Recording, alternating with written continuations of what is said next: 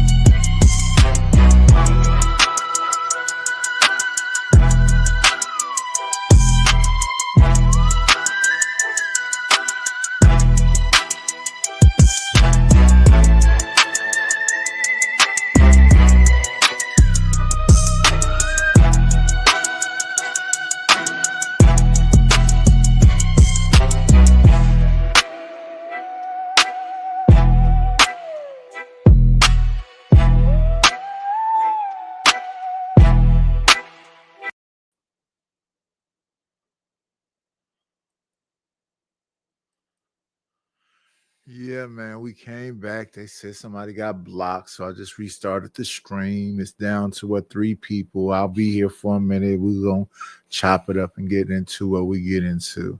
So let's not waste a moment of time. Let's get back to where we were at. So let's do this. We're gonna add in the fair use, Cash App, and PayPal. There we go. And we're going to go right to this. Let me see.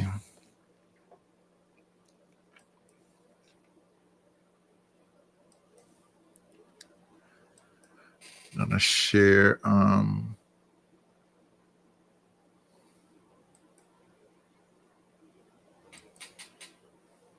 All the white women, too, a lot of white girls on the right wing side of things, they all want to vote.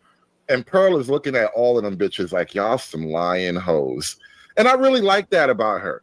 I really like that because, like, oh, she probably has voted. Yeah, she's a modern woman too. But like, in terms of like modern messaging, what she does on her platform, what she delivers as a message, she's been fairly consistent in that. Because, you know, she was 18 and fresh out of high school at one point. So I get that. She probably was a liberal and all that shit, right? But when it comes to like what she's talking about, no other woman has stood 10 toes down on that business, right? She's looking across the aisle at other allegedly right-wing women like, don't trust these hoes either. Respectable. I like that. I like that a lot. Now, Tucker Carlson and Nick Fuentes had a conversation about some things. But they talked about women a little bit too. Let me get to this part of it now. I would say that when you say you don't fully understand women, to me, I feel like women are very simple in terms of... Have you ever lived with one? No, I haven't lived with them. But, I mean, and don't get me wrong, maybe it's difficult, but I feel like they're pretty simple. We're all pretty simple. I mean, no one's more simple than I am, but we're all pretty simple. But what I mean is, like, on a day-to-day... on the level of experience, like you don't always understand what they're saying because it's never about what they say it's about. Right. And men are just tend to be kind of dog-like in their straightforwardness. You know, I'm hungry, I'm horny, whatever it is. I disagree. I feel like men are complicated. I feel like women are like, I'm hungry, I'm horny. I feel like men are very complicated. Really? How?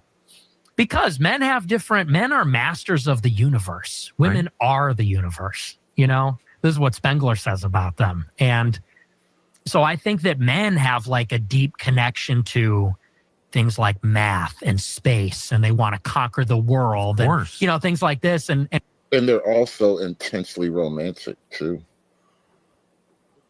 It's a hard pill to swallow, but romance as a concept, as an industry, right? Financially, as an industry, romance is almost entirely held up by men. Women are not required to be romantic. There is no real practical conception of female romance. Like the idea that women don't even have game. Like there was a video of a girl going viral recently. She's like at a club or a bar or something.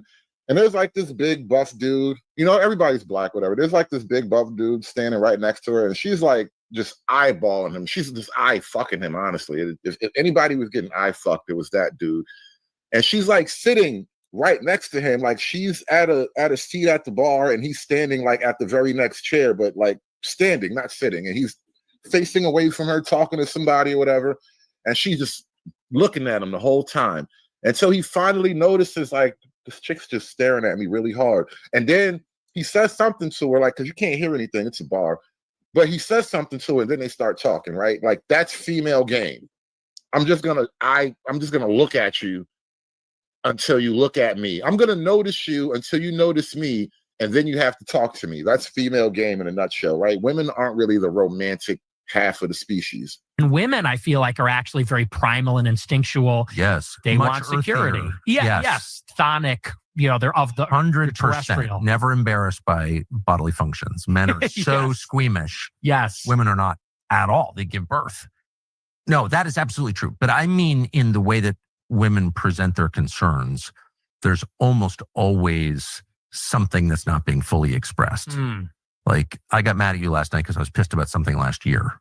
That's not a male thing to do. You can't remember what happened last year. Right. And so, but anyway, but whatever the point, men and women talk past each other constantly. Mm-hmm. They don't always know what the other one is saying. And that frustration actually gives way to like great beauty over time, I would say. I don't know. I personally find women very frustrating when they are not expressing, and I just that's view the that beauty as like, of it. I see That feels like such a great thing to say. Only a graped male mind can think that women frustrating you constantly is somehow beautiful. It's not. You've been touched, bro. when they are not expressing, and I just that's view the that beauty as like, of it.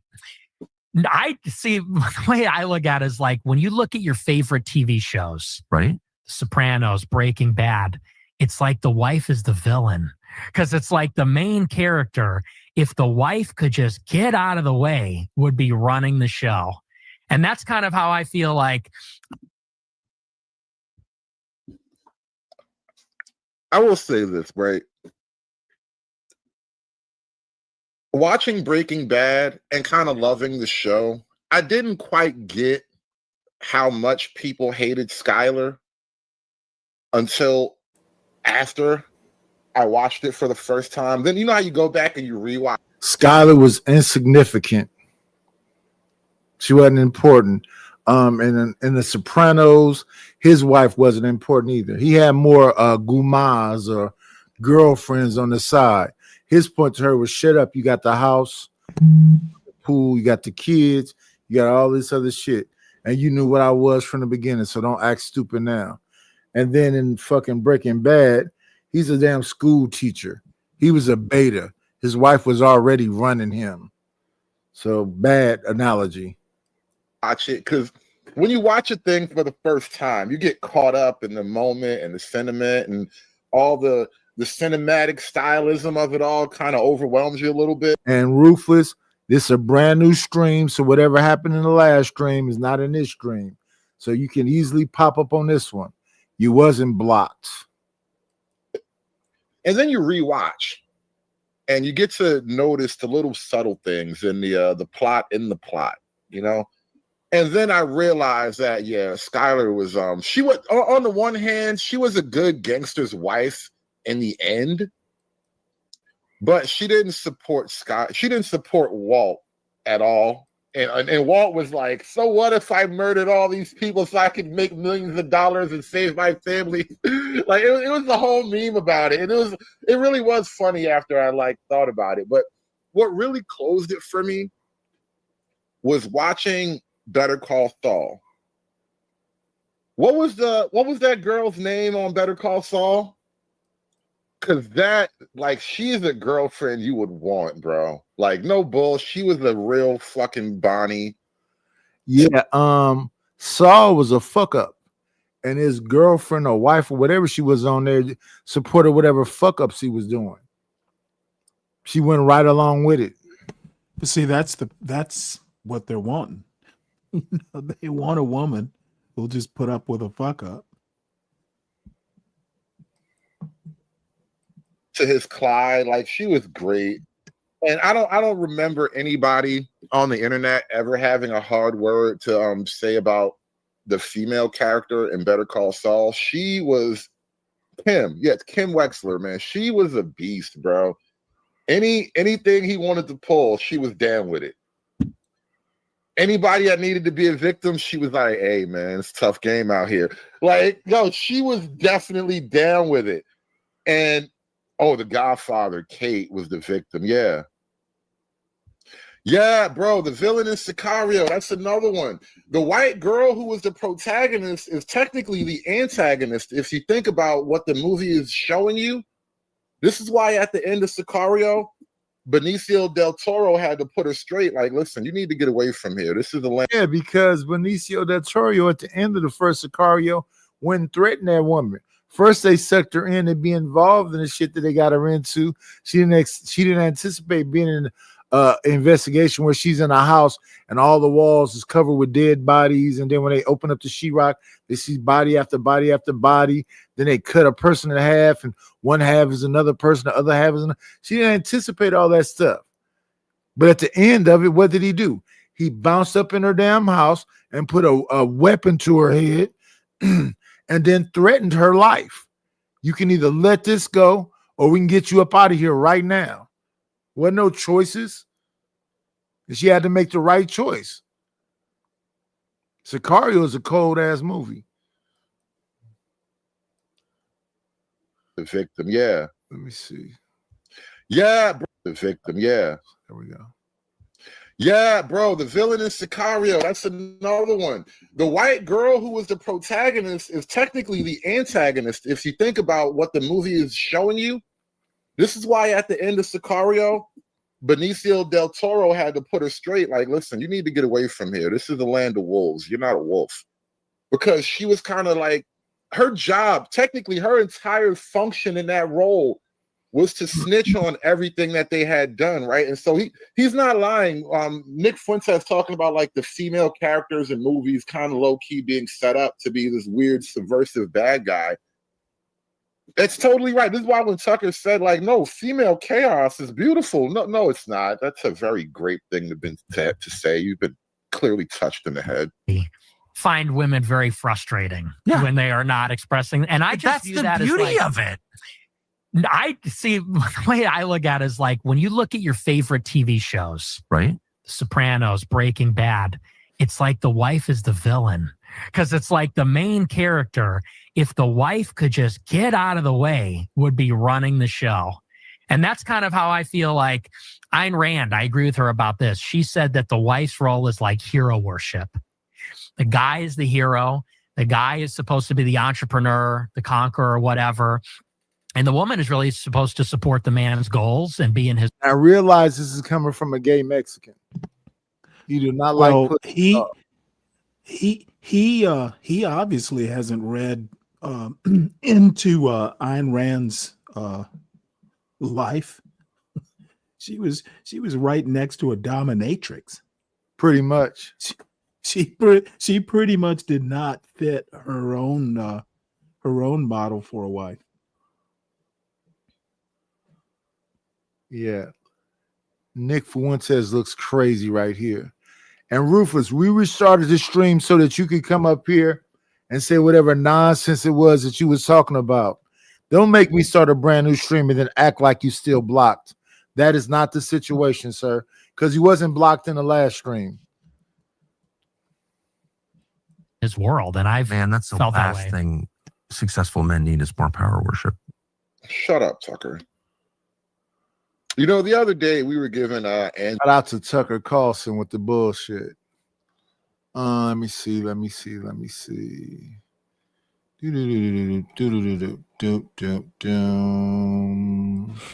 on in. Plan, it's always a treat when players meet. Judge. The Democrats and Republicans. What's going on, Chicago? A whole lot of gangbanging going on, apparently. A whole lot of gangbanging. A whole lot of it, fam. What's the word, G? I'm just pulling up, man. I ain't got much to say on the topic yet. I'm just pulling up. Yeah. We had to end the last stream because Ruthless, I guess, thought he was losing and suggested that he was blocked. So we restarted the stream over so Ruthless can come up here and end. Well, it'll never end. He hates women. That's the whole thing in a nutshell. But Ruthless, don't go running. Get back up here and explain how it's the woman's fault in Breaking Bad, in The Sopranos, in Better Call Saul. Explain us how them women was at fault when they had no power. It was every last one of them women was powerless. Because I forget, Tony Soprano always had gumas. He was always screwing somebody else. Better Call Saul just was a fuck up. And what's the other one we said? We said Breaking Bad, Better Call Saul, and what was the other one? They was trying to blame the wife. Breaking Bad, Better Call Saul, and The Sopranos. Oh yeah, in Sopranos he always had other women. In Breaking Bad he just was a teacher and a fuck up. And then Better Call Saul he was a bum lawyer, and the woman did whatever he wanted her to do. So yeah, how was these women powerful, messing up the marriage, or doing anything that you be suggesting? Because Ruthless always put the man in a weak position. You better do what these bitches want because they all about their emotions and they pick themselves first. I haven't had that experience. I don't know nothing about that. We had the beautiful Rogue C up here having a discussion, and somehow they try to flip it on Rogue C. It threw me off a little bit because Savage was like agreeing with Ruthless and Ruthless. I'm like, what are y'all talking about? All that woman said is she wanted her husband to go to the gym with her. Is that what he wanted? It's about the man first. So yeah, Ruthless, don't run. Get up here and finish what you started.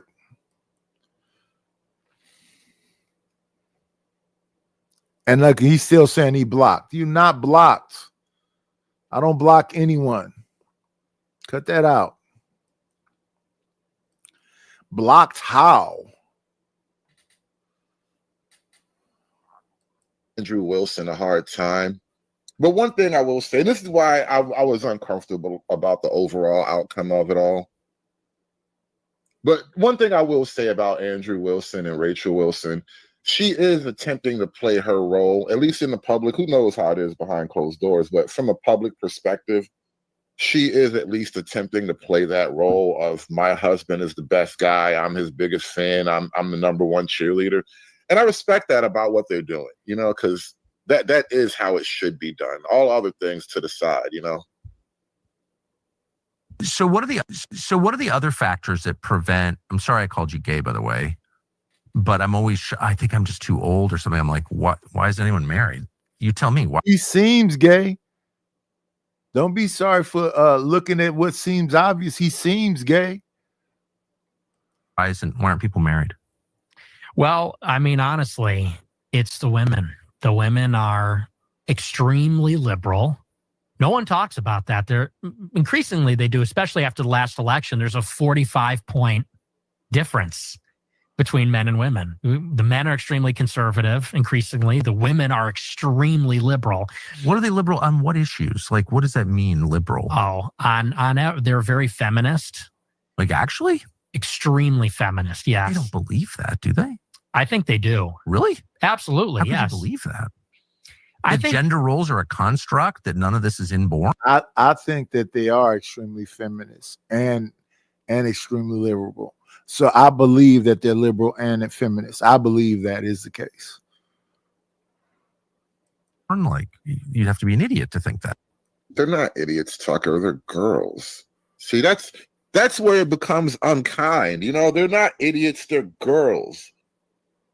You think they came to that conclusion with a series of rational, logical steps from A to B to Z, from 1 to 2 to 3? You think that's how And that's another thing. So Ruthless, I know you have more than one account because I have more than one account. Switch accounts and come up here. You got more than one account. Chicago, do you have more than one account? Yeah. Yeah. Ruthless, just switch accounts and come up here. Since you suggesting that you block, just switch accounts and come up here with another account. Because I don't know how you got blocked. You're not blocked. I haven't blocked anyone. Anytime you do it, silly boy. Go ahead. No, I was just gonna say, anytime you make a new Gmail, you automatically get, a new account. So it shouldn't be that hard. I mean, he could make one up on the fly and pull up, Toothless. You go ahead, Nightis. Yeah, just make a different account and come up, because we want to hear the end of the bullshit you was talking about. They're just girls. They like the idea of it. They like because of course I think all women naturally want strong men. Of course, obviously. They naturally want a Chad. They want like a tall, buff guy. But I think they like the idea of none of them want to work either. None of them That's what I'm actually want saying. to work. No, that's what I'm saying. Of course, right. It's obviously true. It's always been true. I work outside the home. Right. They don't have enough work at home. There's Yes. a lot to do. But no, I completely agree. So that's why I question like they're feminists in what sense? Yes. And they like these vague appeals to equality. We want a chance to work and we want respect. And ultimately, I think the whole political system is just based around women never being accountable for any of their choices. What have I been saying about the American political system too, right? It all boils down to keeping women happy. Nothing in politics that upsets women gets done. Ultimately, that seems to be that's what abortion is. Yeah, of course. Because 99% of abortions are elective. So they say it's an unplanned pregnancy. You had sex out of wedlock with someone you didn't intend to have kids with. So now we have to kill the kids in the womb. And, these no-fault divorce laws. These women get married to guys maybe they never intend to stay with. And then when they're out, they're done. And they want child support and they want half the stuff. And I think a lot of men are looking at women and they're very liberal. They're overweight. They have a very high estimation of themselves. I think that people call it hoflation. Hoflation? Yes. Their sense of their own looks and sexual value is very inflated. And so a lot of people are looking at these like frumpy, obnoxious, loudmouth, liberal women who are also very promiscuous and saying this is not actually appealing at all. And Yeah, I don't think dude gay. I think he's a herb and a dweeb. I don't think he gay. He could never get a female. You can hear how he talking about him. He ain't never had a conversation with a female. Don't know how to approach them. Don't know how to keep company with a female.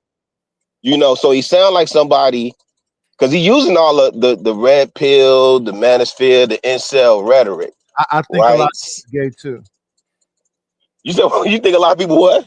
I think they gay too. Damn.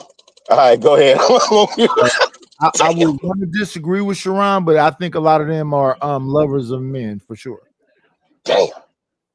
All right, go ahead. Let me see. Add this back.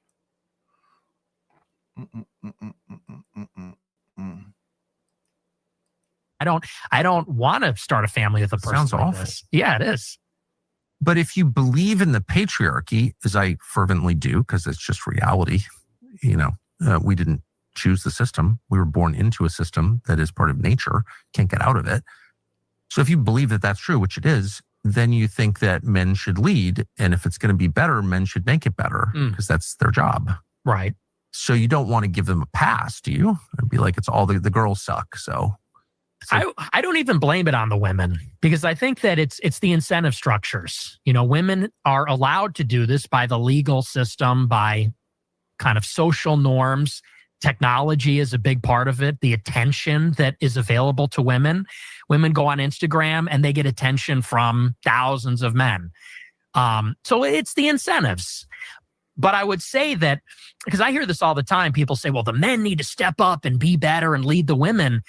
Easier said than done. I agree with that.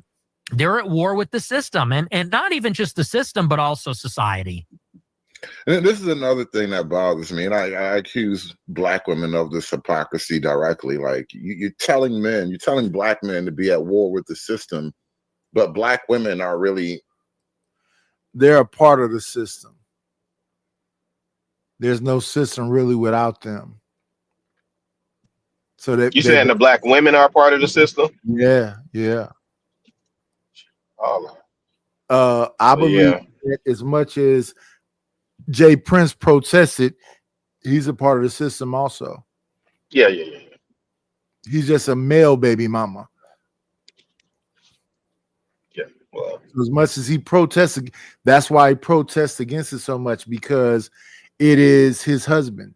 His husband is the government. Shout out to the shout outs though. Nice. And let me say this: it's not all Black women. The women that are against the system, they vocalize it. But a large amount, a significant amount of them are a part of the system. There are women that was on here a couple of years ago calling themselves bullet bags because that's how they look at black men. They're and come here, Klansmen or somebody, and delete these black men because I saw that. Was that in Spaces, Twitter Spaces or something? it's in what you call that shit? What is that shit called? I saw that video. I know what you're talking about. I saw that. All that shit. Clubhouse. Spaces. Oh, that's what it was. It wasn't Twitter Spaces. Yeah, Clubhouse. Yeah, I saw that. Now I think again, I think a lot of that is loud minority. Yes, but it's a significant amount to where it should be acknowledged. Yeah, I don't disagree with that. I definitely don't disagree with that. And I think most people don't even know when they be in the tools of white supremacy. And I don't say that as a euphemism or a cliche either. Like they literally, when we talk about the system, that's essentially what we talk about because they're the dominant society. Not saying in a racial epithet or nothing like that, right? Yeah. I think a lot of these and the ones that are still pro-black and want a black man, I believe that's a minority also. So it's a bunch of different. I agree. I definitely 1000% agree with that. We got a lot more independent boss babe chick than people that are family oriented or nuclear family minded. I agree with that. So that's the thing. So I'm not saying there's not no black women out there that's going to be a ride or die and go with you. I'm saying that those black women that's going to be a ride or die and that's going to go with you got a bunch of women calling them pick-me's and mammies and all that. So let me ask you a question. If there are women, that kind of suit whatever your needs are, why are we worried about the ones who are boss bitches or whatever? Because they're growing and they're influential. If those women are saying that you don't need no man and they're empowered. See, to me, when I think about black girl power, a part of that black girl power is a bunch of feminists and womenists that they're saying that you don't need that black girl magic. Because there ain't no black boy magic, and those are the mothers of sons. How you gonna say identify and isolate one group as if there's this overwhelming thing against them, while at the same time you're telling your son to be traditional when she's been living vicariously through a character? So she's been told you need to be prepared for the other shoe to drop. You need to have your own separate money. What's yours is yours, and what's his is yours. Hey, also, I think interesting. I see it rather differently. So you think they should be ignored altogether? You don't think they deserve scrutiny? No. Or a modicum of acknowledgement? Nope. Not unless they're affecting you personally. Yeah, see, I now that part I disagree with too, right? It's a lot of it doesn't bother me until it bothers me. And that's problematic, right? Because I live with a village mindset. It's problematic. It's problematic for you. You know what? It does not bother me like the black girl magic stuff. I just thought it was cute and didn't give it a second thought. I know, but I'm just dissecting what you directly just said, right? You said essentially it doesn't bother me, like unless it affects you personally, right? Which Correct. is the mindset of it doesn't bother me until it bothers me. Correct. That's the mindset. I find that to be problematic because I have a village mindset, right? Which the village mindset says if it happens, you don't need to, that's okay. We disagree. No, it's okay. You okay? Village you okay? mindset. You don't have to go farther. Wait, but are you okay? Wait, are you okay? Wait, are you okay? Like we're not answering questions over here. That was a very simple question that you just answered. Now you don't have to go any further. Why does it take 10 minutes to describe a village mentality when 2 words will do it? So again, because I'm not just having a conversation with you, there's an audience here also, brother. I don't know what y'all doing over here or what Ruthless thing did to you. Let me put it to you. This is wild. Village mindset. Brother, you don't I understand that. And Okay. you and I, we don't, I mean, that pretty much ends the conversation. I don't have a village No, it mindset. ends it for you. That's what I'm Okay, saying, good. guy. Well, then It ends it for I'll you. mute. Like, I'll and mute. again, that's what. I will mute. No, no, And you no. go ahead and keep explaining a very Yo, simple this is concept. wild. Is he on me?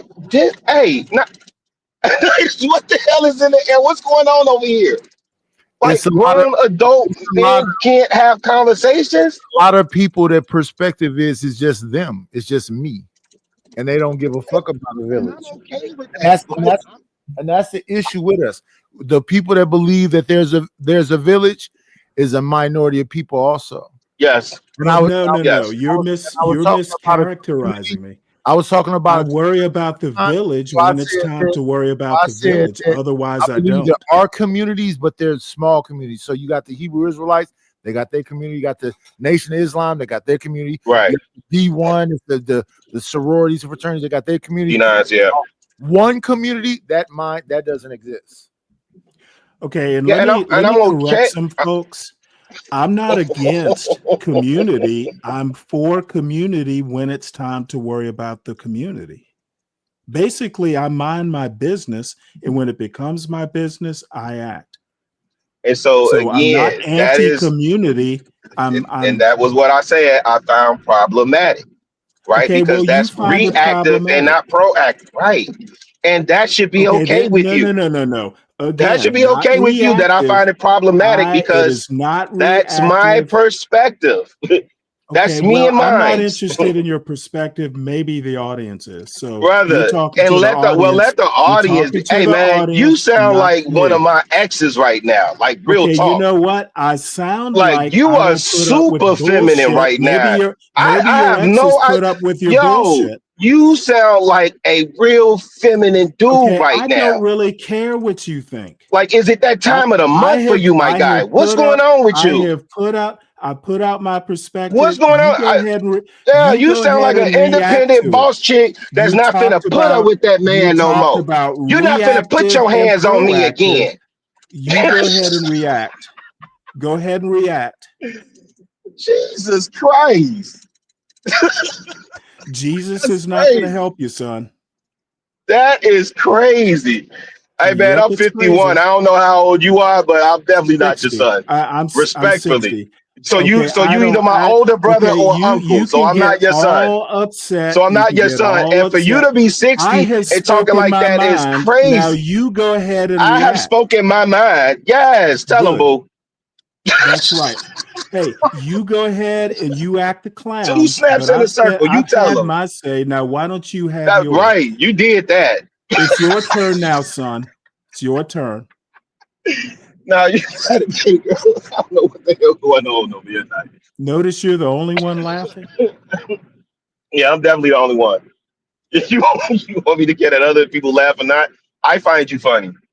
Highly Good for entertaining. you. Like for you to Good be for you. 60 and speaking that We are rhetoric is no. wild. Do you really think I That is care what you wild. think?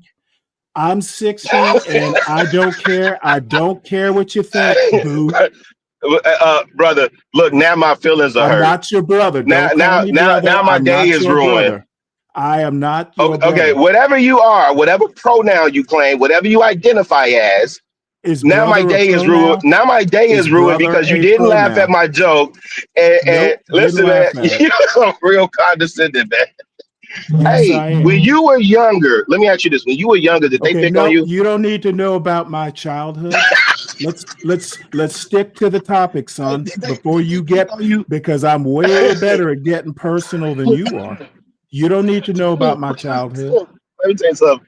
One thing I say about this internet is it's the internet, man.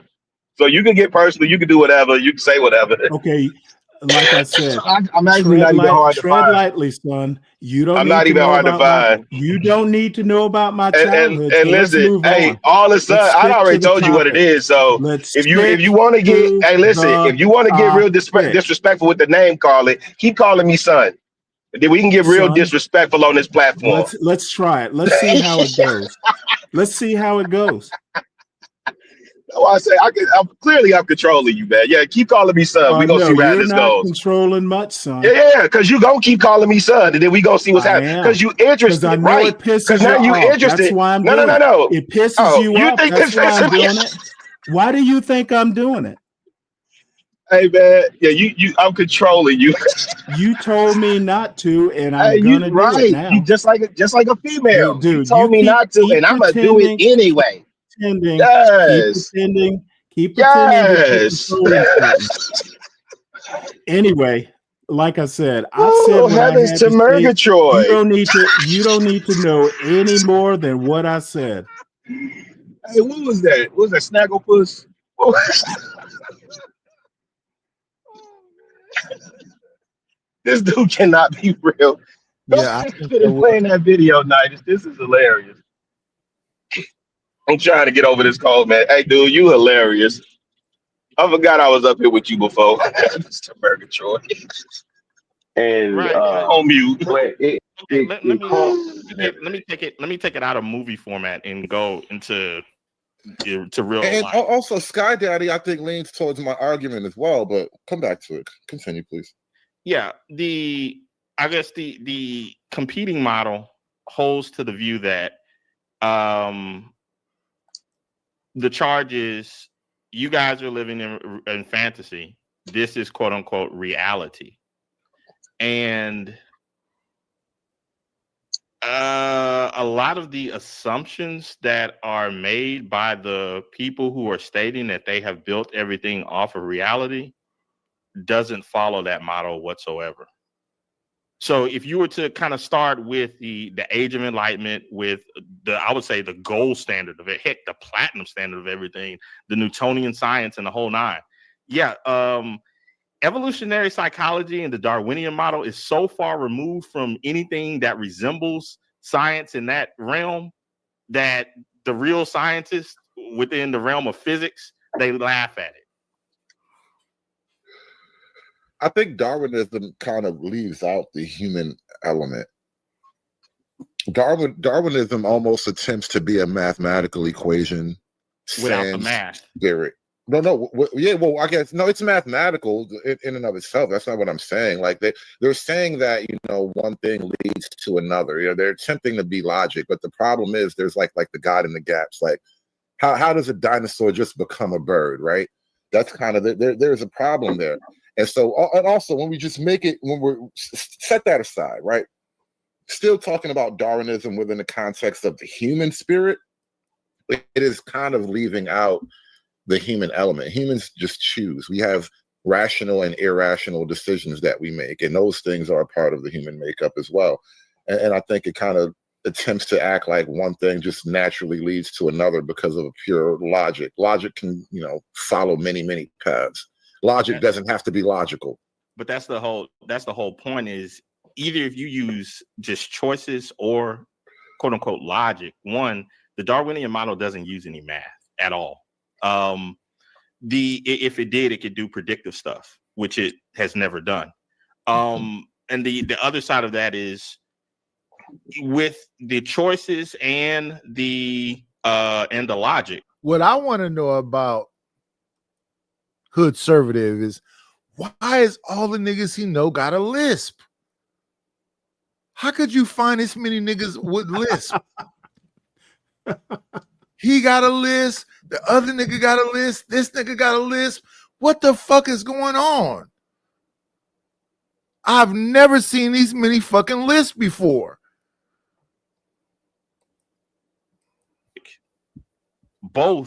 On both sets, the Darwinian model doesn't follow either. Like, take for instance, getting away from that, go a little bit down further into where we're at today. Let's go into the whole dating coaches thing, red pill. A lot of it's going to be connected to evolutionary psychology and so forth. But all of that is based upon whether the Darwinian model is correct.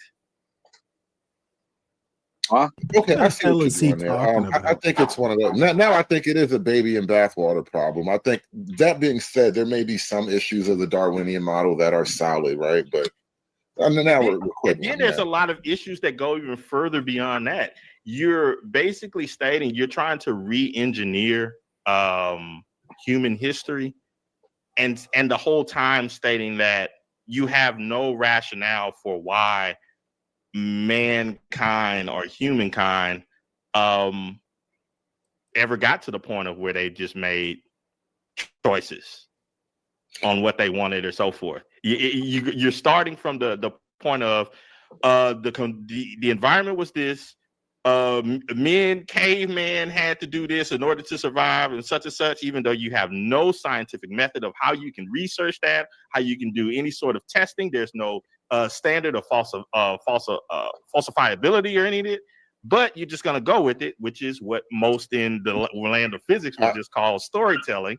But if we want to just go with it, I think in the land of physics, it's called a hypothesis more than a story. No. But you still have to have a competing argument before you just totally throw me out. No, in the land of science, that's not called a hypothesis. That's storytelling, because you're not using any method whatsoever to even formulate your hypothesis. I think it's formed on just observation of the human condition. Now, this is where we're kind of falling off the track here. Like, the human condition has been observed scientifically, poetically, religiously for millennia. So, like, even when you talked about the sky daddy problem, like, there is no sky daddy religion that just trusts the minds of women. You know, whether or not it's Christianity or Islam or even Judaism, the male authority is the authority. Right. Yeah, I have no qualm against that. But that comes from a certain place, and it's not just, ego. Right. But okay, this is what I'm stating. If you go the other route and you say, no, I'm going off of rationality, and that rationality goes down this path, the problem that you come up with is, as soon as you get to the Darwinian model, you completely throw away your argument about, no, I'm just going on rationality, because you have to take so many leaps of faith in order to try to recreate this history that you're talking about. And even within the scientific fields that study this stuff and have been studying it for the last 100 years or so, they contradict themselves constantly. I'm a little confused here. Yeah, I could drag this argument. No, because SKC and I are having an argument that we've been extending over the course of like a year and a half now. So. No, I get the concept. You guys might not understand every little intricate part of what we're talking to. Is this Jordanomics that we're speaking of, that we are talking about? No. It's actually a lot more simple than this, right? So think of this like the concept of the Flintstones. We'll just go ahead and use not fucking Josh. Let me get this straight. A bunch of niggas with lisp, and then it's followed by fucking Josh. You know, that white nationalist gets around, doesn't he? Is he a white nationalist? I heard he was getting. Oh yeah, I've talked to him before. We're on a Discord. Yeah, he is a white nationalist, self-professed. Well, he says Christian nationalist, but same thing. It's the same thing. That's what I told him. It's a little Asian woman whooping his ass, and he's dragging her around with a motherfucker. What they call that shit? They got a bicycle wheel in the back, and the man is the rickshaw. Yeah, he's dragging this Asian bitch around in a rickshaw. So who the fuck is he? I been stopped listening to him once he told me he's riding a bitch around in the rickshaw. You her horse, nigga. You a Asian woman's horse, and you said some kind of government. I don't even listen to Josh. the analogy, right? How did Flintstones survive, right?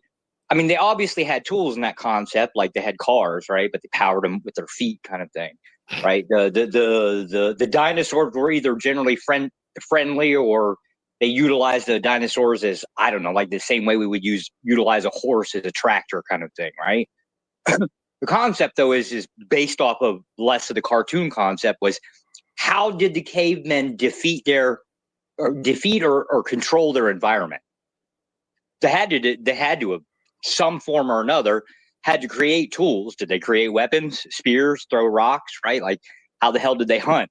Or were they just agricultural and just wait around to get eaten by the nearest thing that came along? Because even within the animal kingdom currently, most things will fucking eat your ass.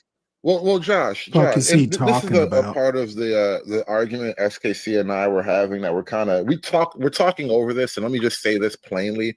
I think, Josh, now when you bring up the element of cooperation and why and just general group organizational dynamics, this is where it comes down to certain brutal, like logical assumptions, as I was just crucified for making. Right. The men are in a position to physically subdue the women to the point where they just have to cooperate. And you can't really shake that from the original dynamic of how men and women get along. Like, the women weren't in a great position to just say, I'm a woman, hear me roar. Like, no, the roaring is out in the woods, all right? That's the roaring out in the woods. Either you cool the fuck out, I'll punch you in the mouth or whatever it is, and then you act right, or you go roar against that shit out in the woods. Like, the dynamic is so radically different from that point of view and our point of view that it's hard to really conceptualize the visceral difference in the raw physical animal. Only if you're trying to seek out like the details of it, but it all boils down to choice anyways. Well, no, I say choice and force are inseparable. That's kind of what I'm pointing to you, though. You're saying choice, and I'm saying force and choice make the choice for you too. Yeah. Force would inevitably create the additional choices that are available, right? No argument there, right? Removes choices. That's the point. Force removes choice, bro. But see that's not necessarily true either. So here's an example, right? Force would have been the thing that would have allowed men to, I don't know, control the environment, aka all the saber-tooth tigers gotta fucking die, right? Because we can't be sitting over looking over it, aka force. Now, once they're eliminated, choice, right? Yes. Yeah, once the threat is eliminated, right? Then the women can probably, I don't know, not have to look over their shoulder while they're out there gathering nuts or berries, whatever the fuck they do, right? Yeah, hunting and gathering, right? Force, by definition, would create like things like with technology, right? So as things progress, right, you just expand on choices. But the idea that people are making different choices now than they were, 1,000 years ago, is because the environment's different. Let me plug you in onto why I think you might have been a little bit behind a step in the conversation SKC and I are having.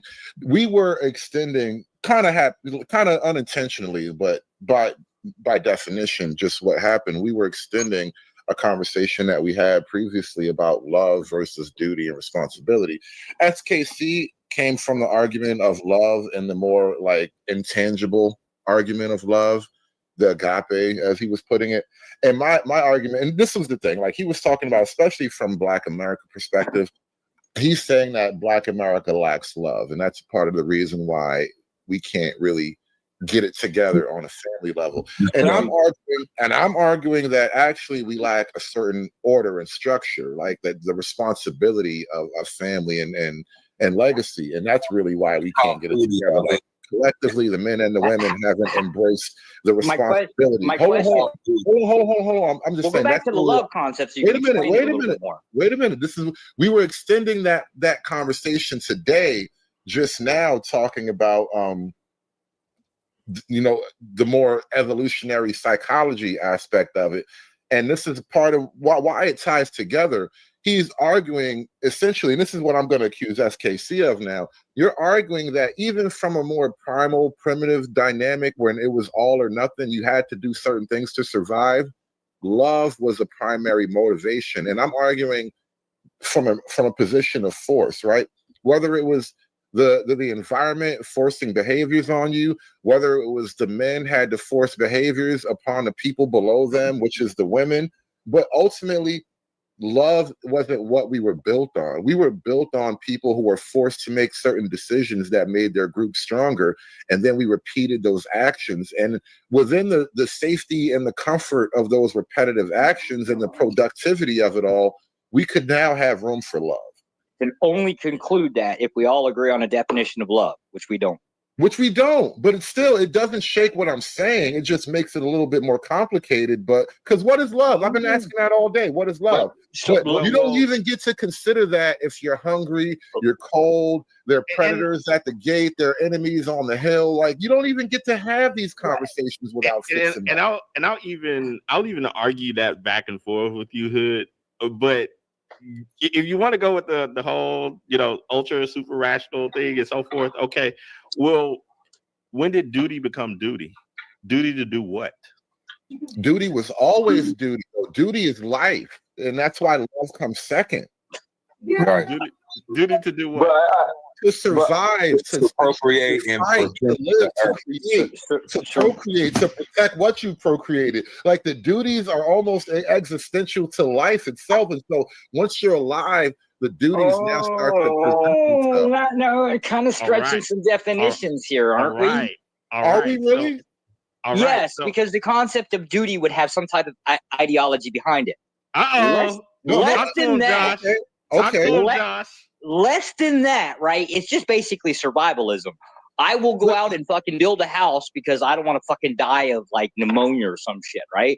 And you want the woman to survive too because you want her, and now you have children with her, and you want the children to survive too. The duties are inherent to surviving. As an organism, duty is inherent to your existence as an organism. Go back to your cores. If it's just a case that I want, right? I desire a thing, right? Hell, it's fucking selfishness. I want something, but hell, that might even be cored in survivalism too. Nobody really honestly knows that. We just kind of, But that's the concept behind duty. So, Hood, are you saying that love is a luxury that comes before survival? After. So survival, then love. Right. Because how can you love if you're starving?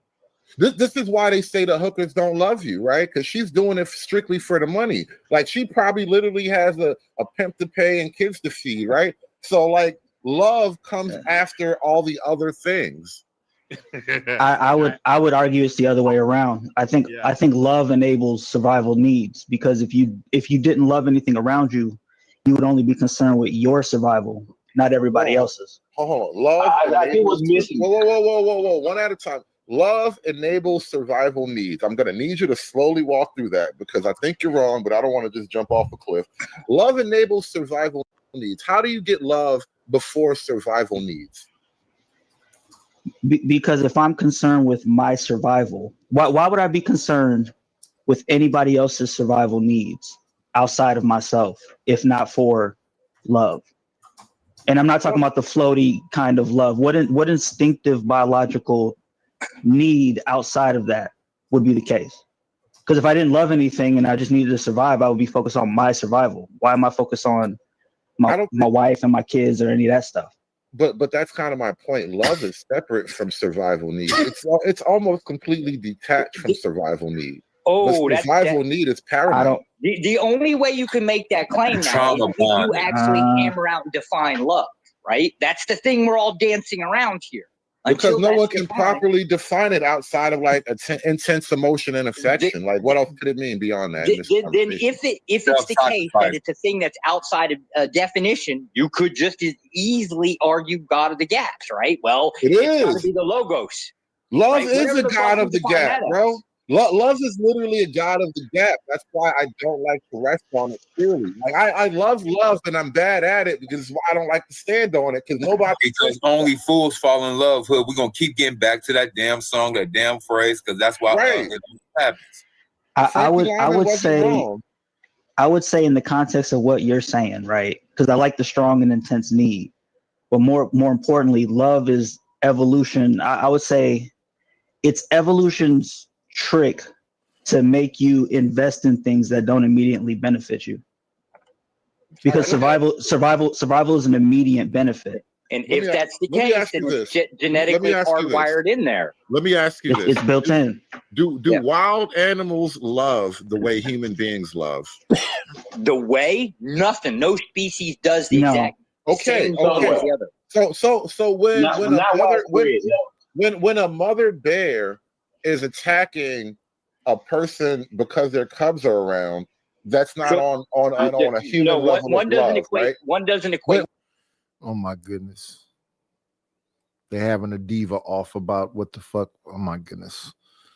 The logo. These guys are weak. While Josh Yeah, but they do this shit every day. is here, because I haven't had an opportunity to speak with, because I think you said you're an atheist, right? Yes, sir.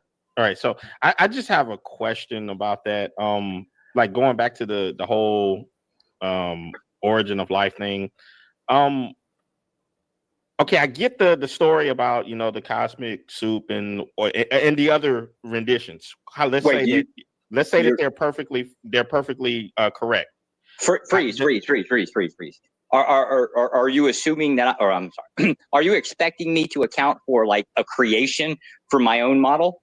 Because you won't like my answer. No, not at all. I'm not saying a creation from your own model. What I would like to ask is, say like our RNA, our DNA, proteins, all of that stuff, but specifically the DNA and the RNA.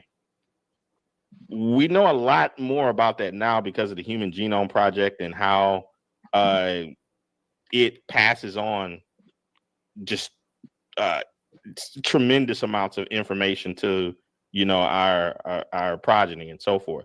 Right. Where did the information come from? We have no idea. I mean, that's ultimately the answer is, right? So like, here's the concept. I get the whole point that I guess the idea that people will say that things kind of just set in the right place given the right amount of time and such and blah blah blah and okay, I get that. See, how does information form itself? We have no idea. So like the concept of organic material itself is mysterious as all holy fuck. Right? Yeah, so like, we have no way to even explain that, and there's been no model to explain it whatsoever. But even if we get even before that, you got to get to where there is a model that come from. There is a model that explains it.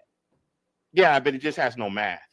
Well, okay. I don't know. I don't know if that's true or not. Right? Oh, for God's sake, that's stupid. Oh, okay. Does God have math? Can you stop this right quick? Please? It never purported to need it.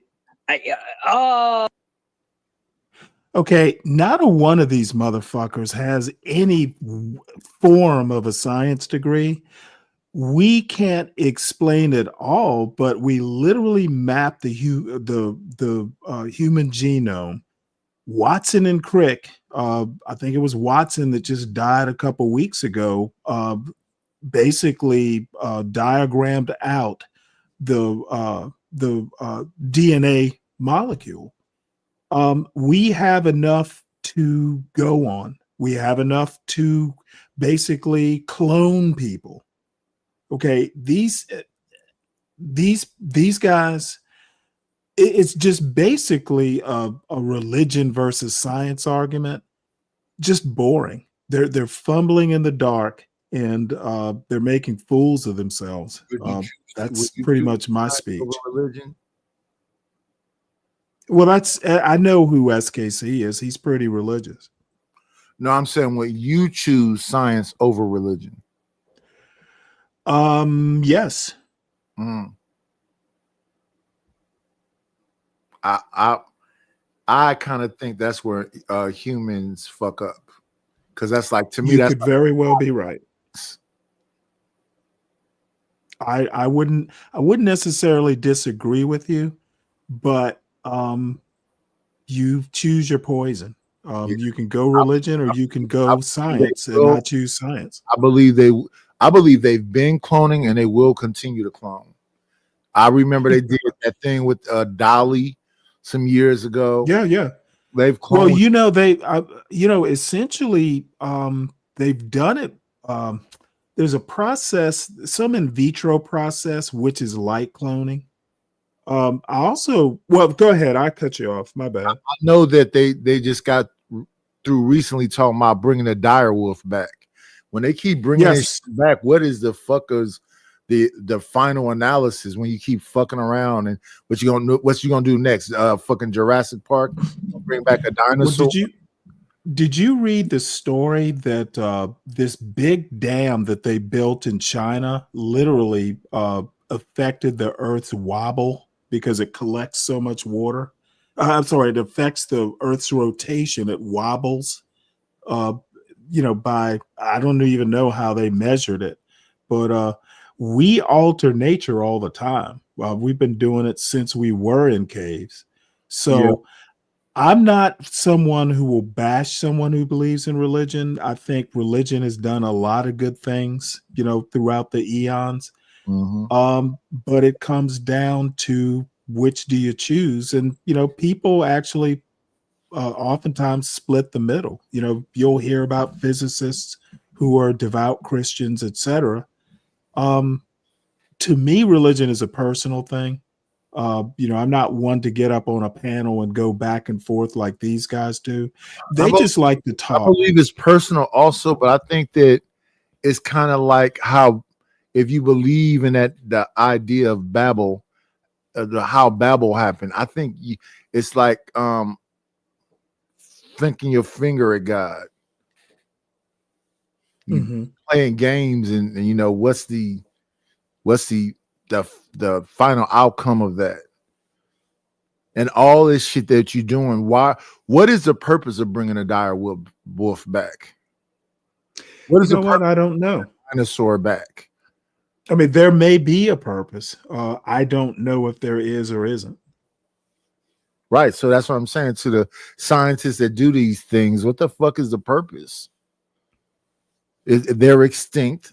I believe they are extinct for a reason. So what is your reason for bringing it back?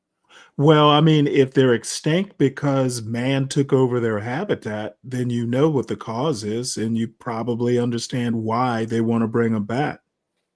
And I would bet if you read the papers, because I read a story, I didn't, there's papers and probably all kinds of information. You could probably figure out what their reasoning was if you go and investigate it.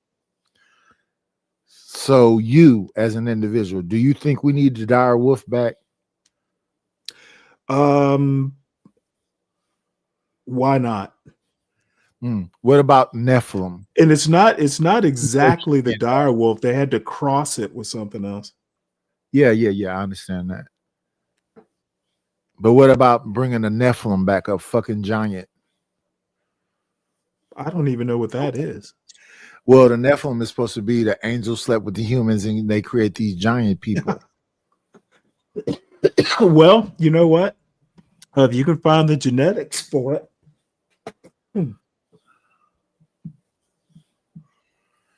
Yeah, I think man is fucking up. They doing too much. They got a god.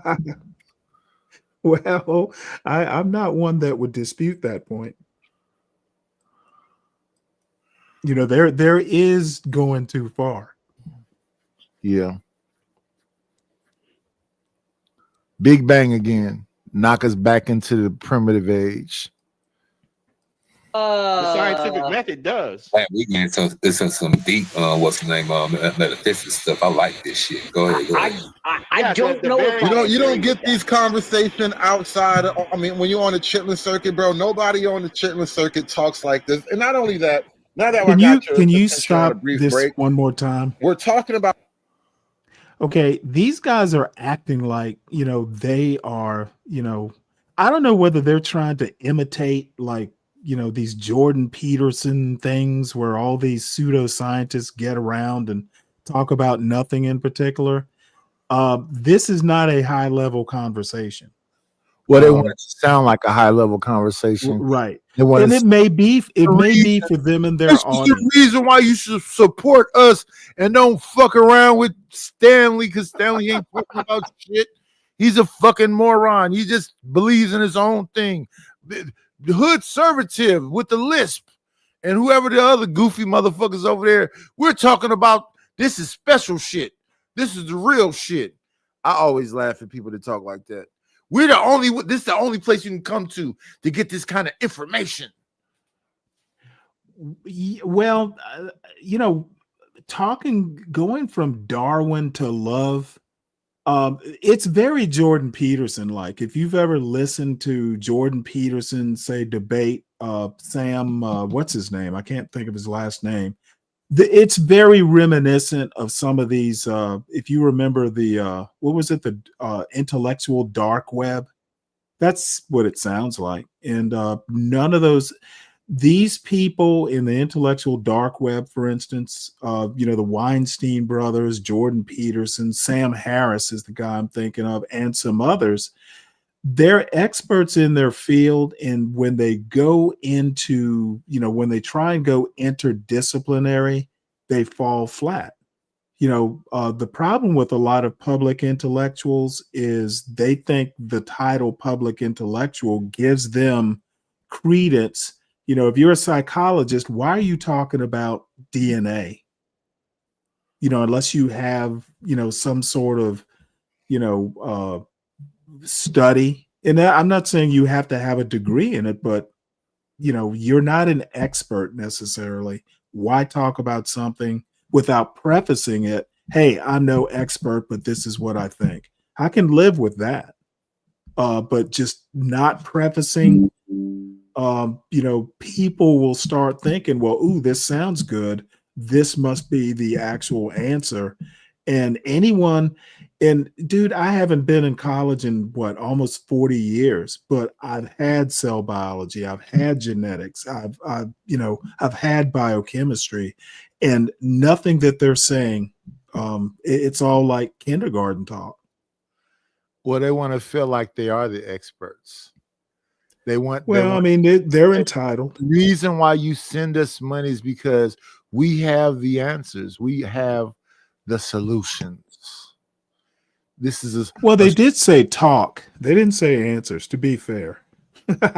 You'll never hear talk like this. They didn't profess to have answers. Herm Lewis. I mean, hey, it is what it is. What can you do about it but look at it and take it seriously or laugh? Because I don't think a lot of people will look any deeper. A lot of people are willing to just accept anything. I'm more skeptical of most things. The more you tell me you have solutions, the more skeptical I am of you. You can't be the end all be all. But they all want to suggest that they are the end all be all. Well, I honestly think I'm willing to hear someone out if they go, I'm not an expert, but based on what I know, this is what I think. I can live with that. Say I'm not an expert, like you just heard. Well, that's what I'm saying. They should.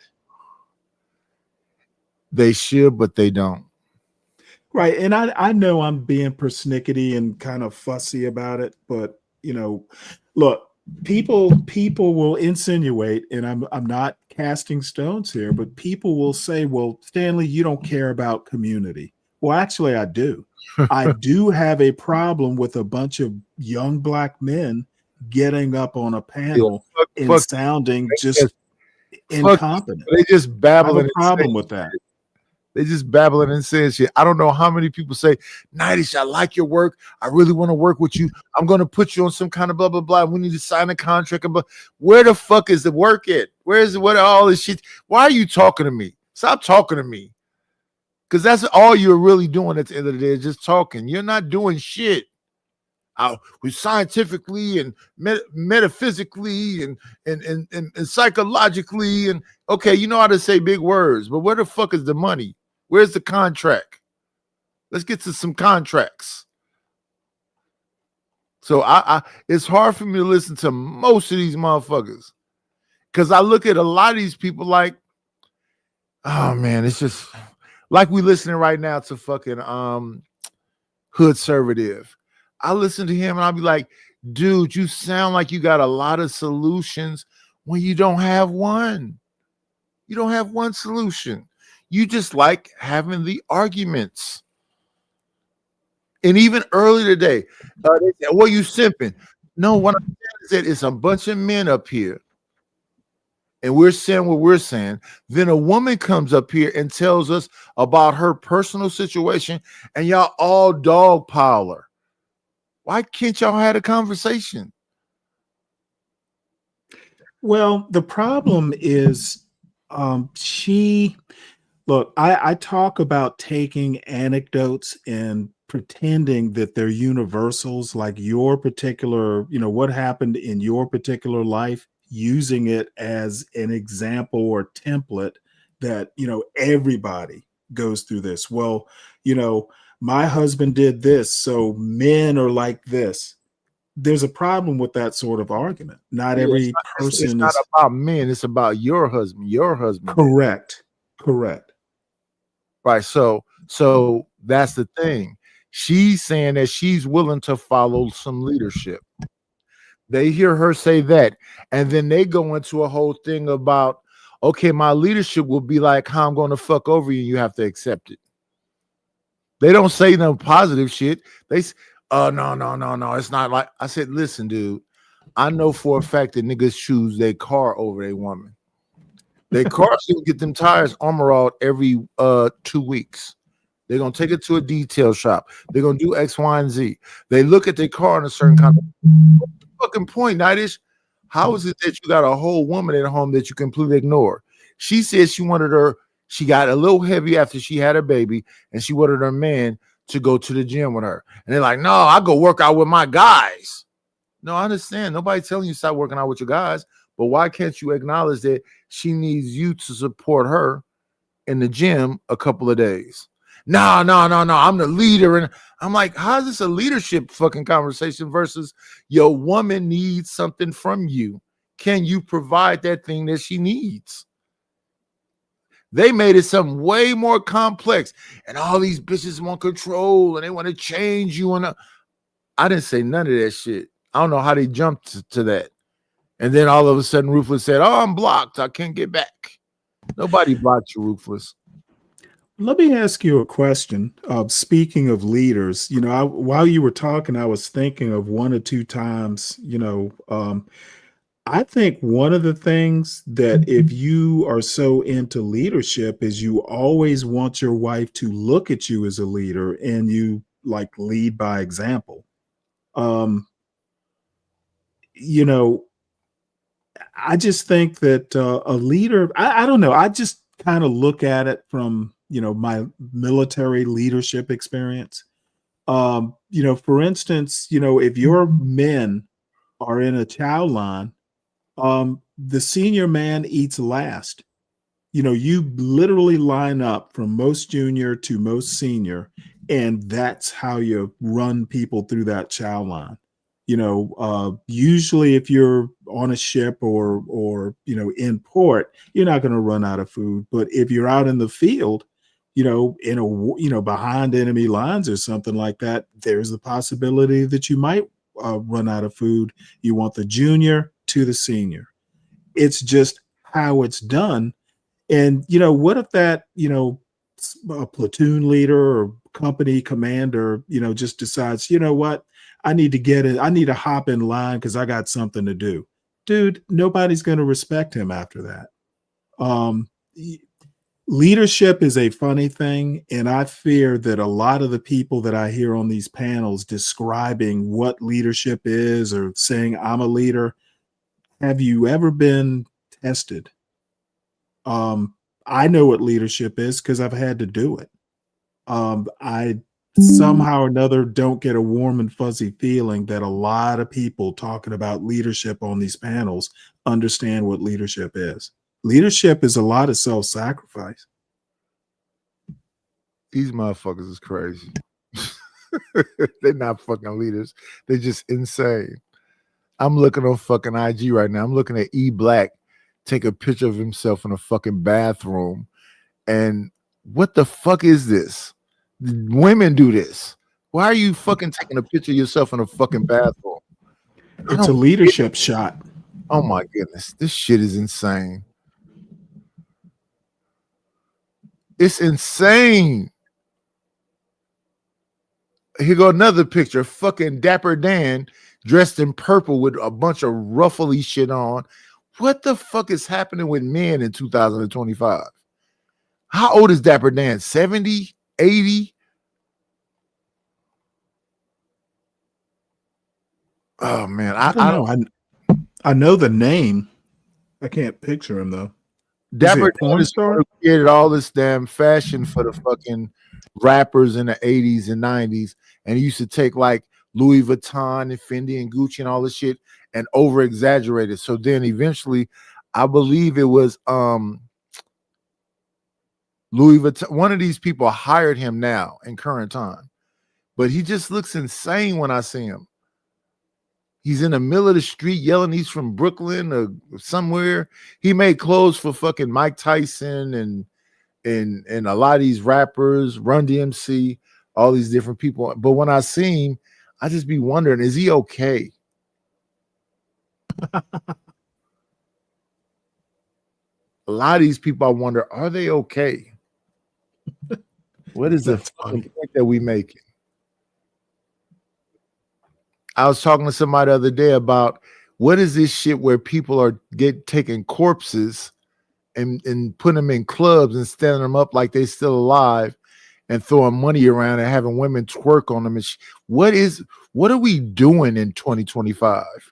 Well, a while ago I saw a funeral like that where they had the corpse like sitting in a chair or something like that. Yeah. But it was actually a funeral. It was in a club, I think. Yeah. That's what I'm talking about. I'm like, this shit is crazy. Yeah. What can we do about it though? Well, see, I don't know that you can really blame that on social media. Whoever came up with the idea originally, I wish I knew who that was. Yeah, Ruthless, you keep saying you're blocked. Change the account that you're on to another account and then just come up here. I know you have more than one account. We all do. I don't know how you got blocked, though.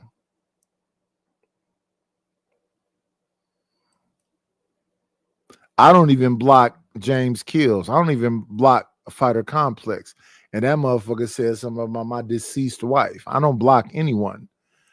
Let me see. So nobody blocked you. I don't know how that happened. But just change the account and come up. We finna be here for a second anyway. We're gonna move on from Hood Conservative over to fucking Angry Man. Let me see. I talked to him once on the CT show, maybe a couple times. Of course, he and I got into it. Let me see. We going from that to Mr. Angry Man. Here we go. Let's see. That he exaggerated in Roots. That is a factual statement. But what y'all heard was just Pearly said that slavery was exaggerated. That's what y'all did. And every chance you get, you try to come at me about Pearly. You feel me? You try to come at me about Pearly, telling flat out lies. Okay? Flat out lies. She never said that slavery was exaggerated. She said that the movie Roots was exaggerated because that's what Alex Haley, the person that created Roots, the brother that created Roots, said. It was a factual statement. But y'all were triggered because at the time she was having the conversation with Nick Fuentes. Okay? What you did is you made up in your head what she was saying instead of using listening skills and hearing what she actually said, just like right now. Because you know what Jazz is doing right now in her head? She's associating criminal with black men. That's what she's doing right now. I haven't even watched this whole thing, and I know that's what she's doing. Anytime a white person starts talking, black people that are easily triggered, they listen to everything the white person says through the spectrum of race. So everything that they say, they're Through the spectrum? And if you notice, when Pearl was talking about Ted Bundy, in that moment, you could say that she was talking about white people because it was white women that was trying to get with Ted Bundy. But some kind of way, Jazz is going to make this about black people. More likely to reproduce than men that haven't. So I didn't make this world, you know. And the reason why Jazz is gonna get upset is because she know a whole lot of black women that like criminals. This is why she got upset. This is why she got triggered.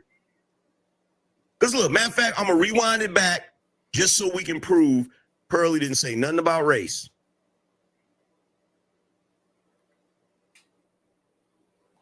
Hardwired to, did you say we're biologically hardwired to want chaotic criminal? Well, dominant. Yeah, dominant. Because, you know, you got to think of like Ted Bundy. You know, he had women. Yeah, he had women writing him love letters. I didn't. He impregnated a woman. She said women are hardwired to like dominant men, dangerous men, which oftentimes end up being criminals. Jazz got upset. I'm telling you, most of the time when niggas get upset about stuff like this, it's because they know it's true. And they know it's being shown or revealing itself more in our community. This is why she's triggered, right? But if you notice, Pearl is trying to stay kind of away from race in the first part of this because she's literally she went to Ted Bundy. She went to Ted Bundy. Now, Ted Bundy, yeah, women was loving Ted Bundy and all of that stuff. It was white women. So technically, in that moment, she's talking about white men and white women in that moment, right? Watch this. Men. That's He a bit of a impregnated a stretch. woman while he was in prison for murdering women. This is a real Luigi Mangione. I don't think that's a woman thing. I think that's a thing that certain women do. Well, you are correct. There's no. Hold on, Jazz, let her land, and you respond. You going to get the mic? Let her land. Not every woman does that. There's different levels of dominance. However, we are still attracted to dominant men, and that does come in the form of if a man can kill someone else, we know he can protect us biologically. So that just is what it is. So you. Yeah, that was a clear logical statement. Look at her. She can't even process this shit. Look at her. She can't even process that shit. Being able to take someone's life is a dominant act, even if it's a negative one. And women do like dudes that can do that because they feel like that man can protect them. That's a fact. But look at her. Look at her face. Look at her face. Look at her. Look at her. The most educated group in America. I got the gun line, boss. The most educated group. You feel me? Find you equate dominance with you find a man that can dominate and harm a woman attractive? That's one way that men describe it, or that's one way that men do it, and women do select those men. So I try not to apply morality to this, good or bad, it doesn't matter, because women do pick criminals. Criminals are men that have committed a violent crime are actually more likely. They are more likely to reproduce than men that haven't. So I didn't make this world. You know, I didn't make women write love letters. Has that been your experience? Like, are you attracted to criminals? Well, to be fair, I don't know many criminals. Now, let's pause right there. So, Pearlie is talking statistics. She's talking what actually she's not. is. And then Jazz goes personal. She goes personal. Is that your experience? Do you like criminals? Because she's offended. But the question is, why is she offended in this moment? Why is she offended? Why is she offended other than the fact that Pearly is white? And look, I hate to have to say it, but it's the truth. Why is she so offended right now? And see, this is what people don't understand about human beings. And my thing is, I wouldn't defend that white bitch. Whatever the fuck she think is whatever the fuck she think. If they offended by her, fuck her. If y'all have not subscribed to the channel, please subscribe to the channel. If you did not hit the like button, please hit the like button. If you're in the comment section, I appreciate the engagement. You can support the channel by Cash App or PayPal, but definitely subscribe to the channel, hit the like button, and if you could, please support the channel. I mess with Angry Man, but I don't know why he's defending this white bitch. Who gives a fuck? Well, he doesn't like black women, right? I don't know. Does he not like them? I don't know. I just think of that whole set of folks kind of in his orbit, kind of like John Galt, and I know that's a verboten or at least not kosher, but there are a lot of people who will defend white people. Like if you criticize white people, and I know because I do it a lot, and people, you defend black white people, there's some. No. I speak bluntly about white people a lot, and people will defend white people. And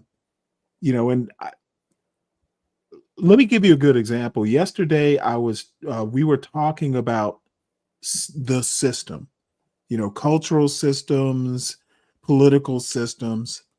And this happened to be Ryan, who you've talked to before. He's white, but I'm using the word system, and he inserts white into it.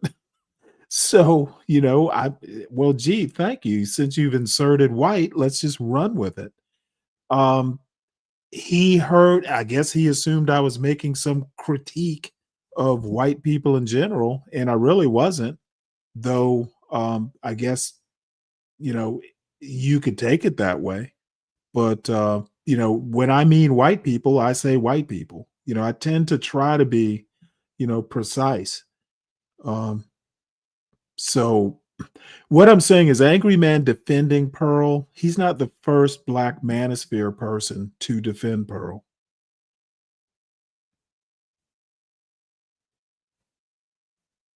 Yeah, I think that Pearly Things is a force by herself, and whatever she says in that moment, that's whatever the fuck she said in that moment. I would never be on no fucking thing trying to defend whatever it is she's saying. I think that what you got was two rams bucking horns, and let them buck their fucking horns. Who the fuck defends Pearl? I think that's what we're looking at right now. So are you asking us? It sounds like Angry Man is defending her right now.